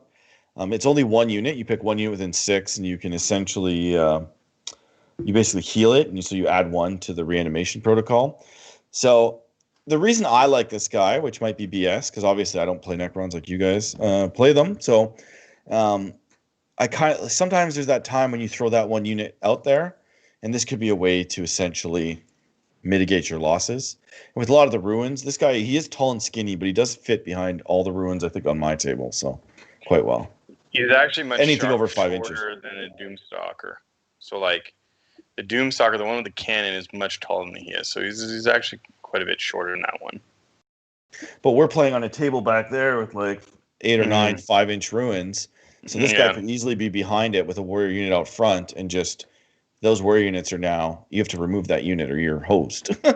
So I have a couple of issues with him, though. He's 100 points, so he needs to bring back a lot of extra warriors to be worth his points. He's super easy to kill because he dies to a stiff breeze, like toughness 5, 6 wound, 3-up save, no invuln. For 100 points is a lot, yeah. But also, I was rating him a little bit higher before I played against 2 of them this morning, and I was like, well, either I'm killing the whole unit, in which case none of them are coming back, or I'm not, and some of them are coming back, and that 4 doesn't feel like it makes a world of difference in the game anyway. So I really don't know about this guy. I feel like he's really situational. Well, yeah, because if you think about it, 2 of them is almost 20 Necron Warriors. Exactly. So you might as well have an extra squad, right? Yeah, I would agree with that. No, it's totally valid points, right? And I actually am more inclined to agree with you because you have the real life experience with that one. But I just kind of like that, and I'm obsessed with like stacking buffs. So conceptually, I like what it does. You're right. Same thing. I just think he's way too expensive and too limited. Like, for example, if you're running 3 blobs of 60 Necron Warriors and you're healing 1 because you choose that in the command phase, and Buddy's like, okay, I can shoot the other one. You do have a strat where you can put it on another unit, but again, you have to be within 6 inches of him, so it's a little limiting. Mm-hmm. If he was like 80 points, I'd take him, and 20 points doesn't seem like a lot, but for me, it's enough to make him like really meh. No, you're pretty correct with that. Like 20 points is a lot, yeah. So what about this Hex Mark Destroyer? What do you think of that guy? He's hot garbage. He's terrible. Mr. Six Guns, I like him. He's super cool, but he's terrible. For example, we were going into if we were in a GT tomorrow, and I knew Ridvin was going to be there, and like Dustin with his Gene Stealer cult, I would probably take the Hex Mark Destroyer. Why? Because he's got the Hyperspace Hunter strat, where he can be on the board or in strategic reserve. And say, for example, Dustin brings out a unit of 5 acolytes to go do something silly. He brings them on strategic reserves. You can spend the CP, and then he can respond deep strike to that unit and shoot that unit with his, he's got 6 shots, and for every kill, he gets an additional shot. What happens if he doesn't kill the unit, though? Yeah, if he doesn't kill the unit, he doesn't kill the unit. But, he's got a decent chance of killing that unit. It's a great way to respond to those, sneaky, or, for example, you bring in your unit of Zephyrim or whatever in my backfield. That's a great way to respond to that and prevent you from either getting your, trying to get your, scramblers, or trying to jump on the objective, or, that kind of thing. I think it's a great response unit. Like I said, he's a meta pick, in my opinion. Sure. But I think if you don't know what you're going into, that's 75 points that are not going to do much for you. You're not getting back. Yeah. So I guess I did the math on him. He's going to kill maybe 1 Space Marine. Well, it is what it is. Only AP -1 sucks. Yeah, I agree. Yeah. That's anyway, why I said Drukhari and Gene Stealer calls. So we'll go on to Lich Guard because I think they're the real, even though they're an older unit, they're the real winner of this edition, I think, in this book, or they're at least a winner. So they got the new Storm Shield rules, the Marine ones. So these guys are basically walking around with a 2+ save, 4+ invul, and then a 1+ save and cover, which is fantastic. And they're decent in close combat, but they just kind of add that punch that maybe the Necron need. And this is where it comes into, you make them obsec, you put them on an objective, they can take an objective from somebody. You can maybe outflank them, even though they're a bit steep in the power level for something like that. Or you could drop them out of aircraft if you wanted to. They basically have power swords, which now are really good. +1 strength, AP 3, damage 1. Especially when you're strength 5, +1 strength goes a lot farther than when you're strength 3. Well, especially now that there's a lot of Gravis running around, yeah.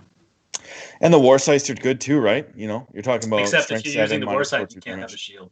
Exactly, but if you're dropping in to your opponent's grill and guaranteeing a charge, Sure. you could Warsight and kill them. I think the shield's better, but They have the benefits of being core, so they get my will be done. You can use the Res Orb on them. So that's interesting. The Eternity Orb. The Silent King is around. They're re-rolling their wounds. Mm-hmm. So and the one thing that does kind of frustrate me, or it doesn't frustrate me, but is that you have to go all or nothing with the Warsights, which is I thought was kind of unfortunate, because I thought it'd be really. I know most units do that, but I thought it'd be cool if you could mix them for something like that. Only Space Marines are allowed. So death marks of these guys, good, bad, ugly. They're better than they were, but they're still kind of. But they're still. I don't know. With the line of sight blocking of this edition, snipers in general have decreased in value, and so I feel like these guys are kind of on the same way. Flayed ones. I think they have play because they have the only fight twice strat in this book. So if you're going close combat heavy, a unit of 20 flayed ones, you definitely want to go max size unit there, but you can make them fight twice. Just for that strat, I think they're worth it. -2 your leadership's okay as well. It's not great, but they also have exploding 6s against non-vehicles. So that's pretty 3 attacks apiece. It's what's their point cost like? They're not that expensive. So they're power level 3 for 5 of them. So that tells you that they're not that expensive. But so that alone was what I was intrigued. Is for 1 CP you can essentially outflank 3 units of them, which they could be great for. Are same as Warriors, 13 points a model. Yeah, so they're not bad, and the fact that they can come on in the enemy zone, do some actions for pretty cheap, 5-man units, not bad. Especially and also in a big unit, if you have the +1 to charge dynastic trade or something like that, I think they're a good unit. Mm-hmm. Cryptals, you guys take any of those? Yes. How many? I'm taking at least 1 unit. They're action monkeys. So okay, I'll give you that. Yeah, you get a unit of 2. So they can be put anywhere. There's nobody zoning you out. Well, that's not true. I can zone them out with orcs. Most people aren't zoning them out.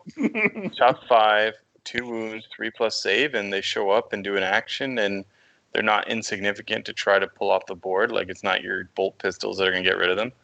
So I don't know. I think That's a for good 40 point. points, they're 40 Okay, points. and you could infiltrate 4 units of them for 1 CP. So okay, I'll give you the But action. you money. can't take 4 units, so it's 3 irrelevant. units. You can do 3. 3 Yeah. units. You can infiltrate 3 units of those, and then 1 unit of flayed ones. Actually, that's Yeah. 1 CP. So one And that's 5-man all. unit of flayed ones, 3 2-man unit of crypto trolls, 1 CP. You got all your action monkeys. Okay, you did that. And the thing about the cryptos to this kind of cool is they come in the Indominus box, so most people are going to have them lying around. Yeah. So you get 1 or 2 in that box. 2, right? 2. Yeah, So I so got 6. Yeah. that's handy. So they did create close combat destroyers. Oh, the Scorpion are great. They're super You good. think they're great? Yeah, I think so. I mean, they're definitely better than the other like snake-like destroyers. They hit hard. Now that they can go to a 6-man unit, their weapons. I mean, of course, you can only have 2 in a 6-man unit, 1 per 3 of the Reap Blades, but that's ends up being a Strength 7, AP 4, Damage 3 weapon Damage 3 is really nice, yeah. on a 3-attack weapon skill 3 weapon platform, and then even the basic Hyperface Treasures, they gain an extra attack with it, and it's Strength user, so 5, but AP 3, Damage 2. That will mince through Primaris Marines. They're also tough 5, 3 wounds, 3 up save, and there's a strat for 1 CP to -1 to wound. So most things are going to wound them on 5s or 6s. And if you have a unit of 6 and something like, let's say you lose 4 out of the 6, on average, you'll gain 1 back from reanimation. Fair enough. They seem very expensive, though, don't they, for Yep. a close combat unit that you're running up I think there? 1 unit as a big hammer that you're going to like keep as a counter charge unit is definitely valid. Okay. You can also Now- use a Chronomancer to give them a 5-up invul if you want. And so Caleb ran the math on them. They're not bad. They're actually 11 points per wound. And their points per dead intercessor is 13 points. So Okay. you pay 13 points for 1 dead intercessor on average. So they're actually pretty efficient. And they're also infantry, which you wouldn't have thought. Well, destroyers have always been infantry, so that's not necessarily a surprise. Oh, So the next unit, which you guys have to describe whether or not it's even worth it, would be great if it wasn't a beast, but it's a beast, which is unfortunate, right? So The it can't plasma really do- side. yeah, it can't really do used- any actions. Back when the Indominus box came out, that was a great thing to take because it would just be an add-on to the Scorpex.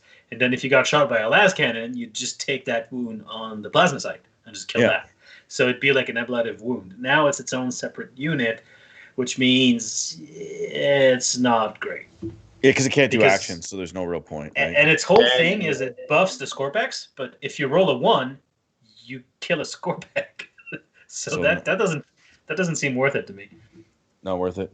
'Cause Stalk- I've been known to rolling 1s.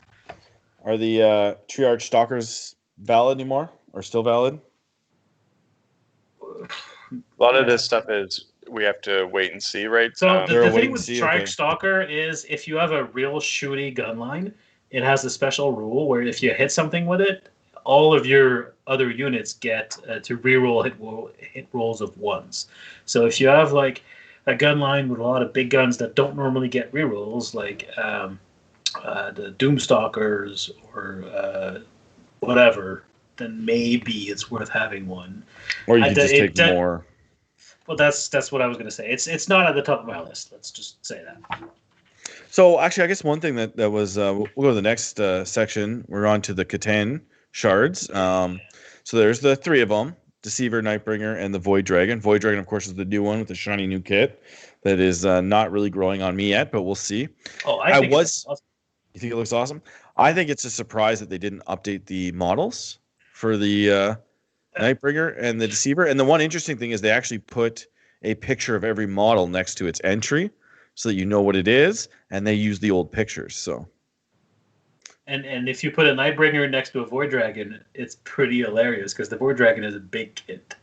yeah. Nightbringer's on a 40 mil base. I know it's tiny, which is great gameplay wise because it means you can hide them super easy. But Competitively, yeah, you can be easy to hide. I can it love it. looks really silly. Like it really should be as big as like a Morngul or something, but it's not. 9 wounds, yeah, toughness 7. It should be a little bit bigger than it is, yeah. Yeah. So the Deceiver, it's kind of a letdown, or do you guys think it has play? Now, so one thing we should say is you're only allowed, 1 shard per detachment, correct? Mhm. So that limits it. Also, these are all essentially special characters. So you can't have 2 Nightbringers, you can't have 2 Deceivers, you can't have 2 Void Dragons or anything like that. You can have 1 of each, but of course you would need 3 detachments to have 1 of each. So how many do you think people are going to be able to take in an army? Well, at least 1. I think 1 is auto include, and it's Nightbringer. probably going to be the Nightbringer. Yeah. I can definitely see an argument for bringing 2. At which point it depends on your meta. If you have a vehicle heavy meta or there's Night players in your meta, then you take the Void Dragon. But the Deceiver is still interesting for that redeploy, and we know how powerful redeploy strats are, and he's still no slouch in combat. So people that are discounting the Deceiver, I think maybe are a little too quick on the draw. I can see a world in which the Deceiver is still worth taking. It used to be the only one that people took, and now maybe it's not the top one. But if you're going to take a second one, I would think about the Deceiver. Okay. If you're already doing it. But, the pregame move, you're essentially redeploying your whole army anyway, or most of your army. Correct. But that one is remove those units from the battlefield, then set them up anywhere on the battlefield. It's a lot more powerful than a 6-inch move. Yeah. How many does he do again? Is it D3? 3. 3. So it's a flat 3? Flat 3, yeah. So, we have gone through Dynasties already. Sorry, Narwhal. Anyway. And he's still good in combat. Like, he's still strength 6, AP 3, damage 3. You can still do the Entropic Strike on him. Like, he's still no slouch. So, obviously, I don't know more as much as you guys do, but I definitely value redeploying. I just think that, like, right now. Well, the Nightbringer is the star. He's the star, yeah, 100%. And I can't see taking 2. I can't see fitting it in. 350 points is a lot. Yeah, it's a lot. Yeah, I'm not gonna lie. That's my problem. Is like now you're taking 2 models that aren't even that they're not going to get their points back, right? 2 Satan shards, 60 warriors, and a couple characters. There you go. You got an army. That's not enough. That's the cheap way of doing it. I think it would be semi-competitive. If you wanted to only spend a few $100 on a Necron army, that's what you do. This might be an unpopular opinion, but I can foresee a world where somebody like tops a GT with Necrons without a Catan. I could see that too. Yeah, because they're 350, right? So that's a lot of bodies. That's a lot because they have a lot of decently priced units that do a lot of damage. But I mean, having a unit that can only lose 3 wounds per phase and that heals a wound every turn. Yeah, we should have said that. Yeah, so you're guaranteed 4 phases essentially of death. Yeah. And actually, very few armies are active enough in the psychic shooting and assault phase that they can kill you in 1 turn. That almost doesn't exist. But you're talking like armies. I'm thinking like you do 1 or 2 wounds here, and then you do some shooting wounds, and maybe some like you know what I mean. You're not necessarily need to kill them in 1 turn, but you could trickle through them. And they're small. He's only killing 1 unit, right? They're small enough you can hide them. Yeah, and so they're definitely guided missiles. But coming at it from my perspective, I'm really scared for my Blade Guard if the Nightbringer comes in at me, because the Nightbringer will just eat a unit of Blade Guard every turn. For the current meta, I agree. Something like we're going to see White Scar's Blade Guard and Assault Intercessors, Electro Priests, Paladins, like whatever big combat. The Nightbringer basically solos a Custodes army by himself. Yeah, the Custodes, that army. So yeah, that I can see, but you never know. Or like even Harlequins, if he can get them, he can just cleave through all the jet bikes. I definitely 350 points, and I think he's worth it because of all those special rules. But like I said, I still think that there will be people that will forego him and still do well. Sure. I like the big monsters, play Demon Princes and stuff like that. So I'm taking one. I've already got one. So well, yeah, you ordered it and I picked it up for you. So that's right. Yeah. I have one coming too. It's in the mail. Okay, so the next one is the Transcendent Satan. So this is probably the most expensive one to purchase unless you go to a certain other country and get it kind of knocked off, because the only way to get it, I believe, is in the actual kit. Yeah, Tesseract Vault. And so do you think he's worth taking? Not as much as the other 3. He would be my 470. He's 270.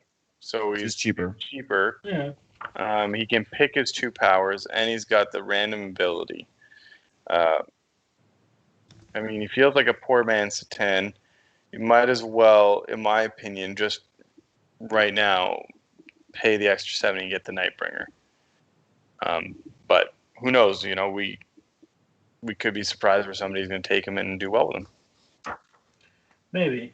I mean, he's okay in combat. Definitely not terrible. He's AP 4, damage D6, strength 6. But of the 4, he's the one that I'm least interested in. Yeah. Okay, so we'll move on to the spiders. I actually like this unit. Me too. I don't know how you guys feel about it, but I think if you're going to take scarabs, you kind of want to take a spider because it basically brings back one in each unit. So as long as you're not using full units, you take units of 9, three of them. You can essentially, as long as they're not getting wiped out, you know, you do what Nick said earlier. You give them a 5-up invul, you bring them back, right? You slowly bring them back. You combine that with reanimation. Now you got a lot of, and you make them obsec. You know, you got a lot of fast-moving obsec that's also very durable.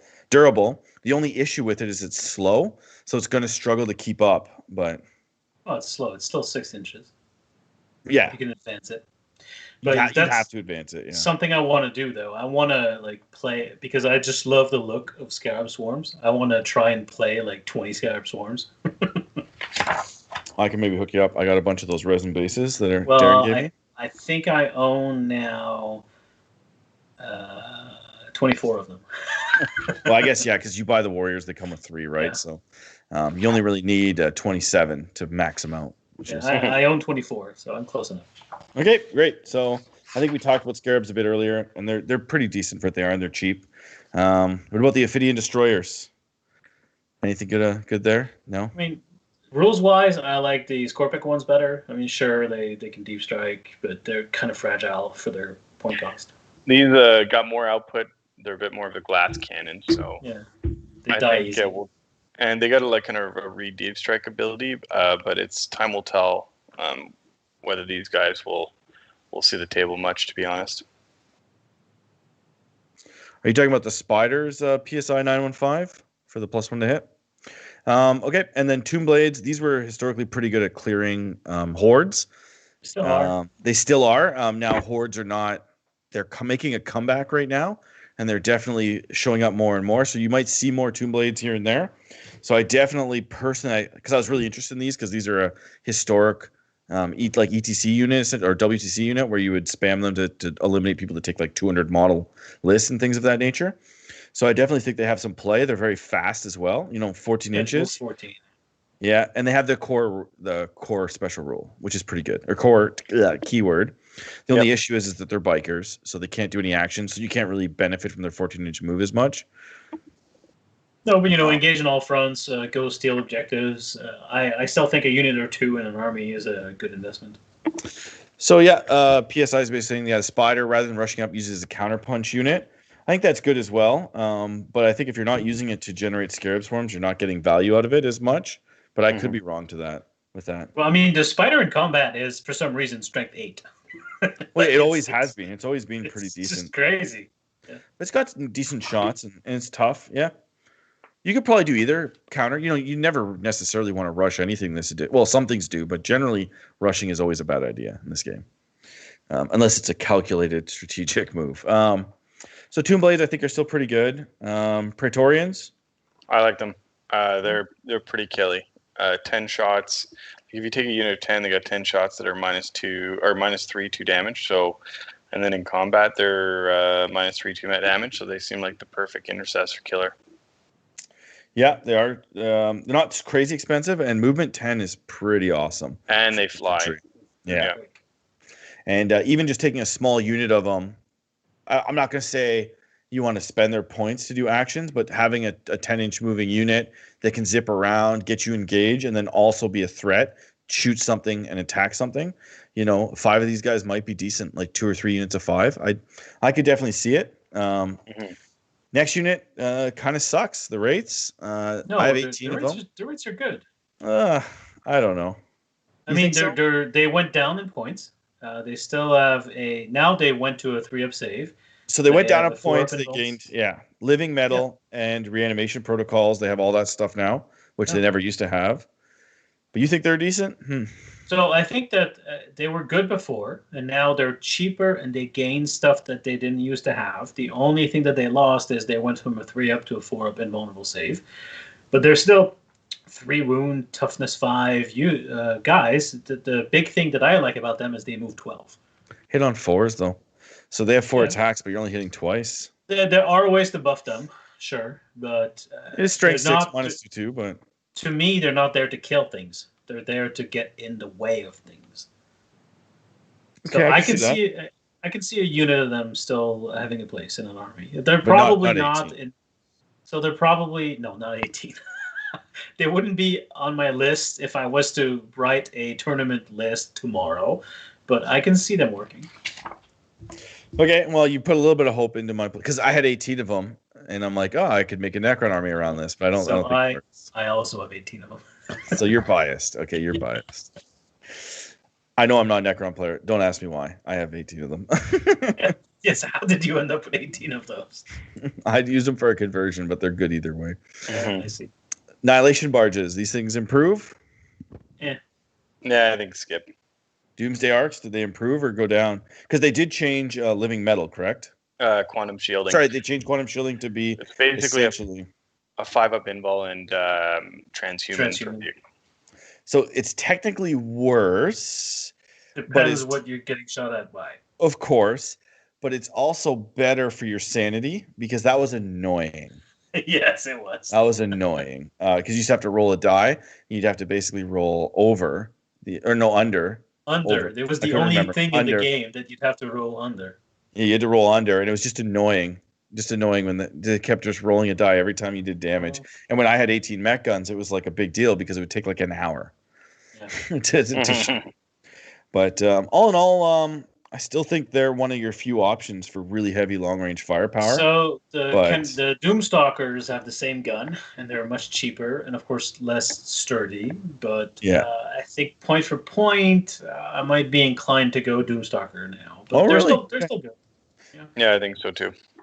Now they changed the destroyers. They're now Locus destroyers, probably because that's some kind of patent. They can probably copyright that name. I don't know.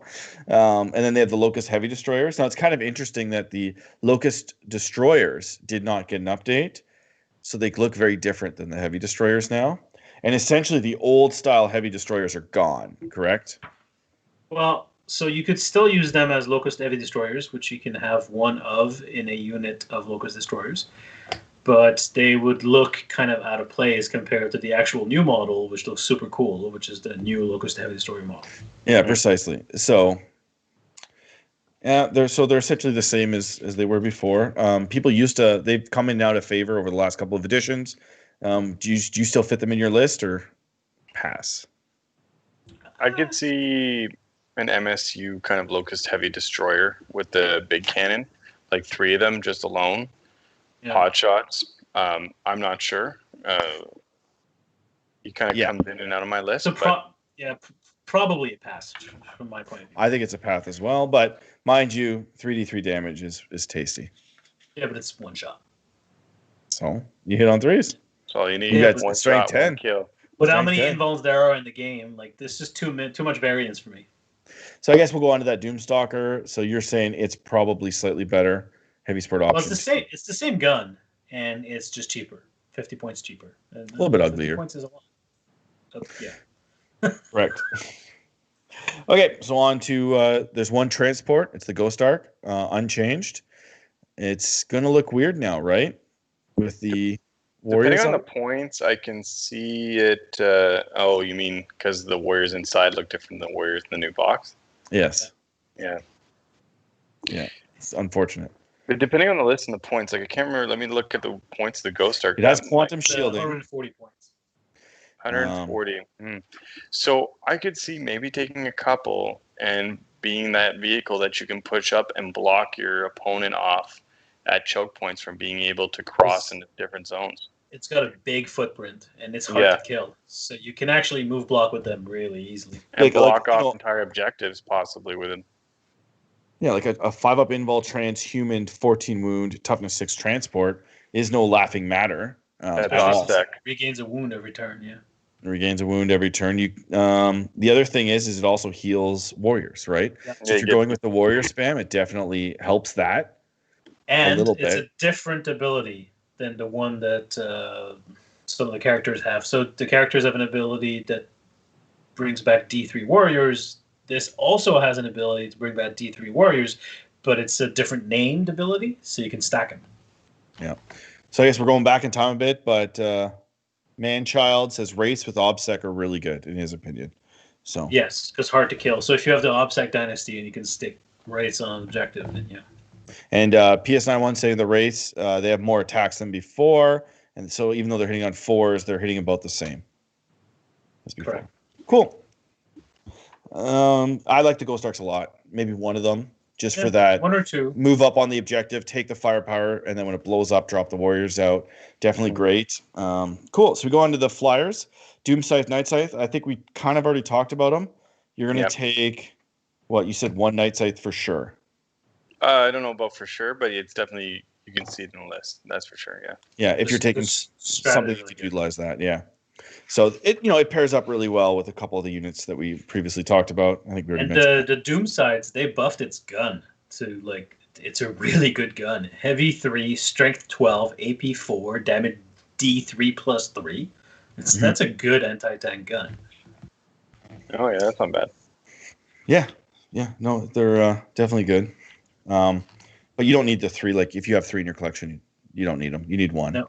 Well, so that model actually, you can swap the gun for the transport part. Just it's push fit. So it's not push fit, but it just fits in the hole.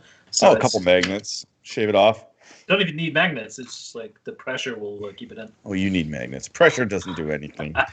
Okay, next, one thing that was very interesting is they moved the monolith to Lord of War. So we have the 3 Lord of Wars in the book. We have the Obelisk, Tesseract Vault, Monolith.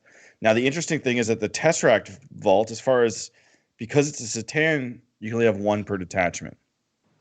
So you can't have that 3. They basically said no more 3 Tesseract Vault armies. That's all the rage. To be honest, it would be terrible now with the points that it's at. Correct, but I'm just saying it's no longer an option. It is 30 wounds. But it's 500 points. Yeah. I don't know. I like it, but I wouldn't take it. I don't think in a serious list. But no. I mean, for a laugh, maybe. But with a 4-up invul, you're looking at. I know that the math doesn't translate to this way with multi-wound damage, but you're looking at something like 60 wounds, right, to go through. I have some eradicators that want to work with you. Oh, eradicators will remove that from the table right away. Not a problem. Same with retributors, but we'll leave it at that. Obelisks, it's kind of the closed Tesseract Vault, a little bit less. Yeah. I still don't think it matters. And then the Monolith, which was kind of interesting because they maintained the Eternity Gate, and they made it a little bit better in some ways, but it's a Lord of War now, so you're losing 3 CP to take it, and you can do the Eternity Gate better with flyers, in my opinion. Yeah, essentially with the Night Scythe, yeah. You can do it anyway, and I know this is different, and you can do it with other units, but I don't think it's worth it either. It's got 6 attacks that auto hit at -3 damage, strength 8, so that's not too bad. Yeah, if you get there. You're going to get there. I'm going to buy one because I think it looks cool, the new model. And for your display board. Yeah. For fun games also, bringing one might be something let's have a laugh. I'm going to bring one of these things. Let's see if you can kill it. But for a tournament list, that wouldn't be on my list. Yeah. Well, it's kind of neat because Necrons, they went from being very few units to having essentially 4 Lords of War now. So we'll move on to the last Lord of War, and by far probably the best one, the Silent King. I think it's unfortunate, actually, that he's a Lord of War. I was maybe hoping that he'd be in HQ. Well, he's a Supreme Commander. Yeah, he's a Supreme Commander. Yeah, so he goes in your... Oh, yeah. Gilliman. He gets you your CP back, so it doesn't cost you anything to have him. So it doesn't cost you anything, but okay. Just Gazgul, they left as an HQ, and I kind of like that with him. Presumably, when the Orc Codex gets redone, Gazgul will be a Lord of War. Supreme Commander, yeah. Yes, Supreme Commanders. We'll see. Maybe not. Maybe. So let's talk about the Silent King and maybe what does he do? What does he do for your army? Because you essentially have to build an army somewhat around him, right? If you're taking him. Not necessarily. You want a lot of core because his buffs are to core, but he has a data sheet that's long like my arm. You can reroll hits in shooting with him for core, and that's like Primarch wording. It's reroll hits for everything in his aura. What's the aura range? 6 inches? 6 inches, yeah. And then reroll wounds in combat. Again, it's a really strong aura. He gives +1 to move to people around him. He has 2 My Will Be Dones. Oh, and the big one is he makes enemy units within 6 of him fight last. So it's the wording of fight last that basically just cancel charges. Like, it's not an absolute fight last. But still, if you charge the Silent King, he will just kill you. So Texas BBQ says that's not all he has. That's long like your arm. Just He means the robes coming down the stairs, right? yes, That's he has right. long Yeah, arms. exactly. He's a gorgeous model as well. How many points is he? So 450, I want to say. Yeah. It's not terrible. Not terrible. And also, so people have been looking at the Silent King and saying that, oh, he's like a knight, right? Because he's 26 wounds with a 4-up invul. But he's actually a lot harder to kill than a knight, because part of his rules is that he has 2 Menhirs next to him. Yep. And the Menhirs are 5 wounds, but you have to kill the Menhirs before you can do wounds to him. And that's tremendously inefficient, because if you're shooting Meltas into the Menhirs, you're going to end up wasting damage. Because you need to get through that 5 wounds. And so if you do 4 wounds and a Menhir is on 1 wound left, well, your next Melta shot is just going to do 1 wound to that Menhir, remove it, and then you have to go to the next Menhir. So I shot. Speak for yourself, Space Marine player. This morning, I shot 16 Meltas into the Silent King, and I killed the Menhirs, and that was it. That was it. Yeah. I got a little unlucky, I'll admit, but 16 Melta shots only removed the Menhirs, and the Silent King himself was unharmed. Yeah, he's got some decent guns, and he's not bad. And I do like Warriors rerolling to hit. That's a significant buff if you're taking a lot of them because they're core, and I'm assuming they'll all be in range of them, and you can essentially put them in the open to take a lot of firepower. You hide them behind some ruins, but he's going to get shot anyway, I believe, right? He doesn't hide. No, he's 16 wounds actually, because he's actually 26 wounds. Oh, because he counts 10 of those 16, are so he Menhirs. does He counts hide. as 16, so he can't hide. Yeah. Yeah, that's a big deal. So you can hide him turn 1. He's not going to get zapped. Pops out, shoot.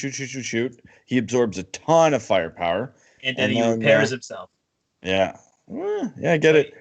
He's actually a lot harder to kill than a knight. So is there any restrictions on taking him, or any issues that maybe? No, he's a dynastic agent, so he actually, because of that, rules as written, he doesn't benefit from his own dynasty's rules, which is kind of funny. Yeah. Yep. He's also a noble, according to the chat. So Texas. Oh, he is. He has all, and he flies. Like, he has all the keywords. Like, his keywords list is super long, but because he flies, he's also kind of very flexible, because you can move him basically through terrain. No, it sounds great. Yeah, sounds great. Would you say he's an auto include or no? No, not auto include, but definitely viable. Viable, okay. So you could definitely see somebody not taking him. I could see someone winning a GT with the Silent King, no problem. And sure. And I could also see someone winning a GT without him. Like, he's right on that edge where he's good, but not too good. Okay, sounds good. I like it when they're that way. They're not like auto include or garbage. It gives you kind of that option. It's also cool because in the fluff, he actually meets Dante of the Blood Angels. Yeah. And they work together to use the Blood Angels and Dante to essentially defend from the Tyranids. Then the Necrons just pick up and leave.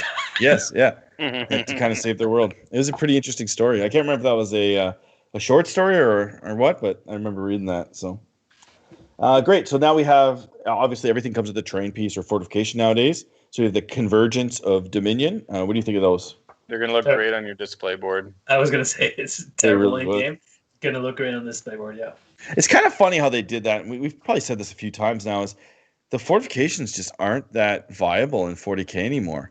Like, the only one that I think is really good is the Sisters of Battle one. It's too big to actually deploy, so it's kind of irrelevant. It's unfortunate because in Age of Sigmar, it's very common to take. Well, it's mandatory. They're free, right? You get your free terrain piece for your army, but it's kind of interesting that they made that decision to pump them all out, but then most of them seem unplayable. I think they were really worried that they were going to break the game with an OP terrain piece, and so they went the other way. Yeah. I personally don't mind because I like the idea of bringing armies. I don't like the idea of bringing buildings with you to each game.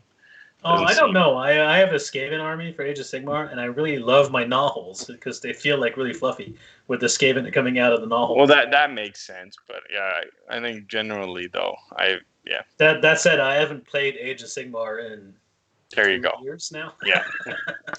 Yeah, that's true. No problem, Raul. Thank you, or Rial, however you pronounce it. Never late. Better late than never. So we did have a question that I was hoping you guys could answer, and that would be, do you think Nefrek can charge after advancing, given the way his warlord trait's worded? Oh, jeez. That's so Francois looks that up. I've got my book right here.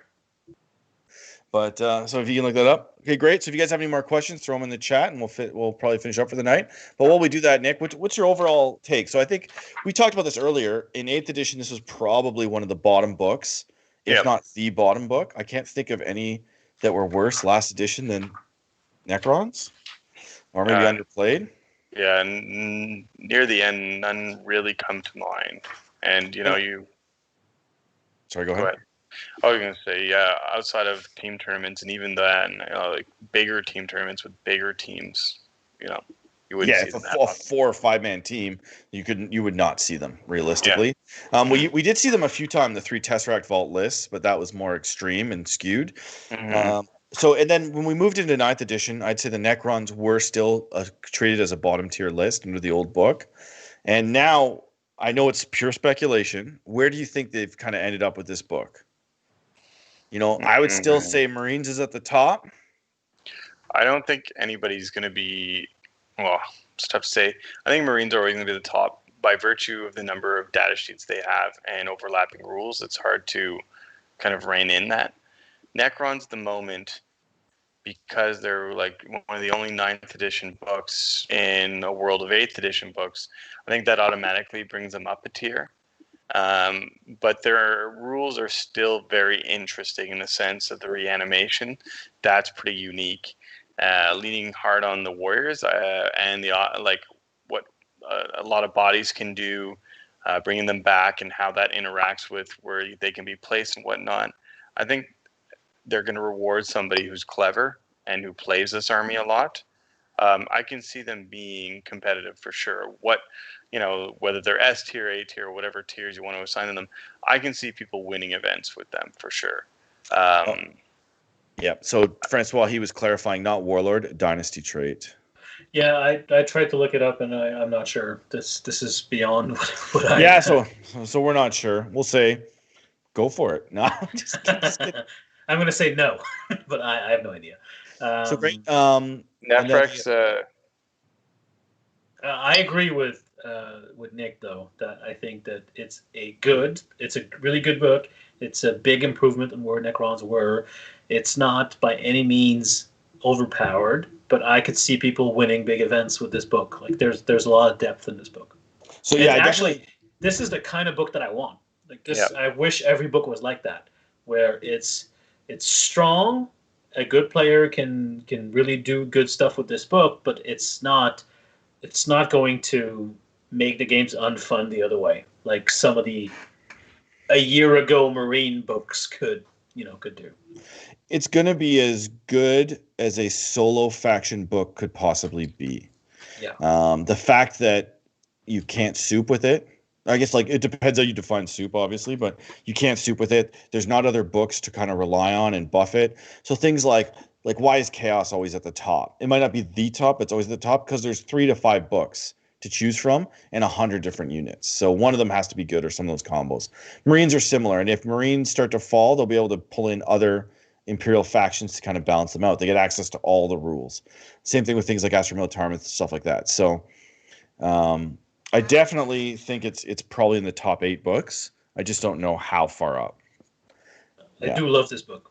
I think it's a great book. Oh, it's laid out well. The artwork is fantastic, and they almost doubled the range. So it's a real book. I'm super excited to get the army and paint it up and start playing it. It's probably them we're going to be focusing on for quite a while.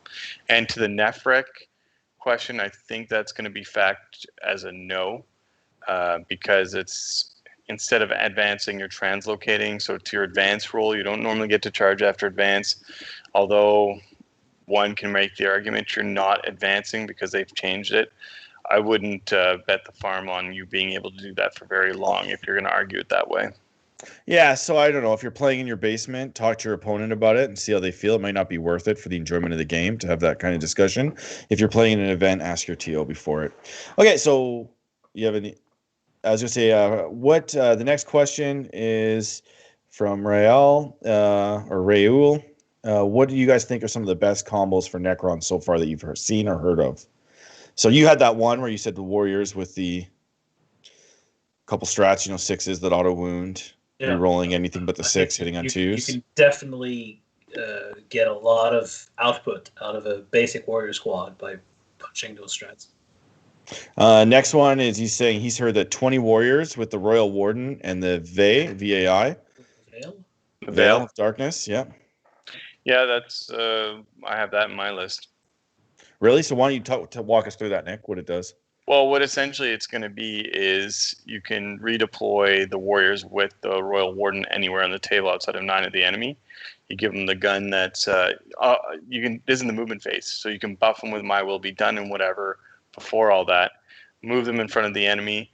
There you have 12-inch guns that shoot 2 shots, strength 5 AP2, shoot off the enemy or whatever, do a lot of damage. They charge you. You reanimate next turn. The Royal Warden will allow you to fall back from combat and then shoot them again. Yeah. So that'll be a pain in the butt for people. The other thing is, looks like the Phylacterine can bring back one of the Menhirs.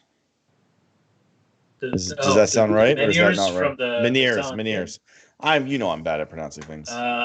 So I'm not sure about that. If there's a way to resurrect some of the Menhirs, if there is, then it'd be really, really powerful. As I was reading the book, I didn't see that, but if there is a way to bring back one of the Menhirs, then that Silent King just got even better. So Texas has a no, he's wrong. Never mind, he's wrong. So he's correcting himself in the chat, which is fine. Thank you for that. So actually, Texas has an interesting point that I wanted to talk about earlier, but I kind of skipped over it, and I said, we'll move on to it. He says we always see earlier codexes fall by the wayside later on in the edition, and I think the Necron codex now isn't even like wow. So what do you like? So ... I definitely feel that way. I've been playing this game for a very long time, many editions. And I've seen this happen many times. You see, it's the new book, the new format, it's got all the new stuff, it's got to be great. And I could think of fantasy examples, 40K examples where that wasn't the case. And the power creep is real, and it's always been real. And that is a real risk when you're the first book in a new edition or the second book, as the Necrons are, especially if you're not the oh wow. Like the Marines are oh wow, they might stick around a little bit longer, and they're the poster boys. But these Necrons, you're definitely right. As 5, 6, 7 books come out, they might now become 5th, 6th, 7th, 8th place, right? So that's definitely a possibility. Now, if the army is stable, consistent, and plays to the missions, you might be totally fine. That and you're comparing a bit of apples to oranges because you're comparing a GW of 20 years ago up until a GW that kind of tried to reestablish itself in 8th edition and learn from 8th edition going into 9th. That seems to become more and more interested in the balance of its games. So they may be looking a bit more in the future now when they make codexes to ensure that at least some semblance of balance for earlier ones is maintained throughout the edition. That would be my guess, right? Can't hold GW up to the previous crimes forever. I basically from what we've seen, they seem to be making a decent effort. Marines, it's always going to be Marines are always going to be the top, and I think that's they weren't for a long time. So I was going to say, people who say Marines are going to be the top are forgetting most of 8th edition. I get that Marines were super impressive at the end of 8th edition, but for 2 years they were bottom tier. I mean, going forward, I would imagine that they're always. Yeah. And we don't know if they're going to be the top. Impressively bad. You can be the top and still, not be an oppressive army. But one thing that gives me hope, best interest to have that, is that they gave this book a lot more depth. And so it used to be the Necrons had a single build that worked. Now I can see 3 or 4 or more different builds being good in this book. And so as the game evolves and the meta changes, I could see people going back to the book and going, well, this is not working anymore, but this other build now works well. So I'm cautiously optimistic. They have the variety of units that they can actually change. Whereas before it was like you didn't have the option. Like literally the previous book, which was better than the previous book by a lot of units. This book, I don't have the exact numbers, but it's almost double the data sheets. Like it's almost double. If you factor in some of the characters and the shards and stuff, like how it's splitting those up, it's almost double the options. I'm hopeful. I think it's great. The formatting is great. It's a beautiful book. The next one is where do you think orcs are at the moment? And that's, I guess, Nick and I did some orc testing. I think they're great. I think they're top 8. Yeah, I think they're. So I live in a world of top 8, obviously. I think orcs are definitely on the edge of the 8th.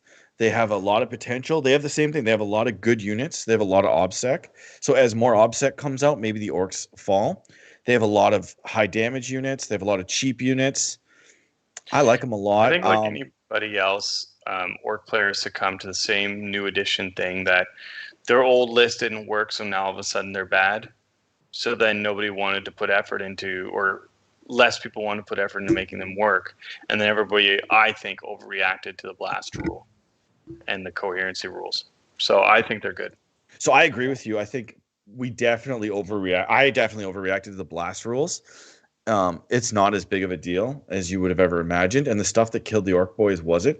Now, I'm still running a very 8th edition list. If you took my list that I played you with and you moved it back in 8th edition, it would still be very close to what was there. Missing some spam, of course. But I've definitely seen a lot of other more like truck lists and a lot of variety. So I think the Orcs came into the new edition getting a lot more of their toys are valid. And you'll see where they end up. And I think if they get a couple updates, they could be top tier again. I definitely think they're great. For me personally, I'm just enjoying the Sisters a little bit too much to maybe go back full time. But it's nice to know that I essentially have 2 armies now to switch between. And it was great going back to them. And yeah, Raul, we already talked about the prismatic breaching strat and the flyer. It's great. It's awesome. So. Yeah, no problem. I think with that, I think we're about good for the night. So have a good one. Cheers. Thanks for joining me, guys.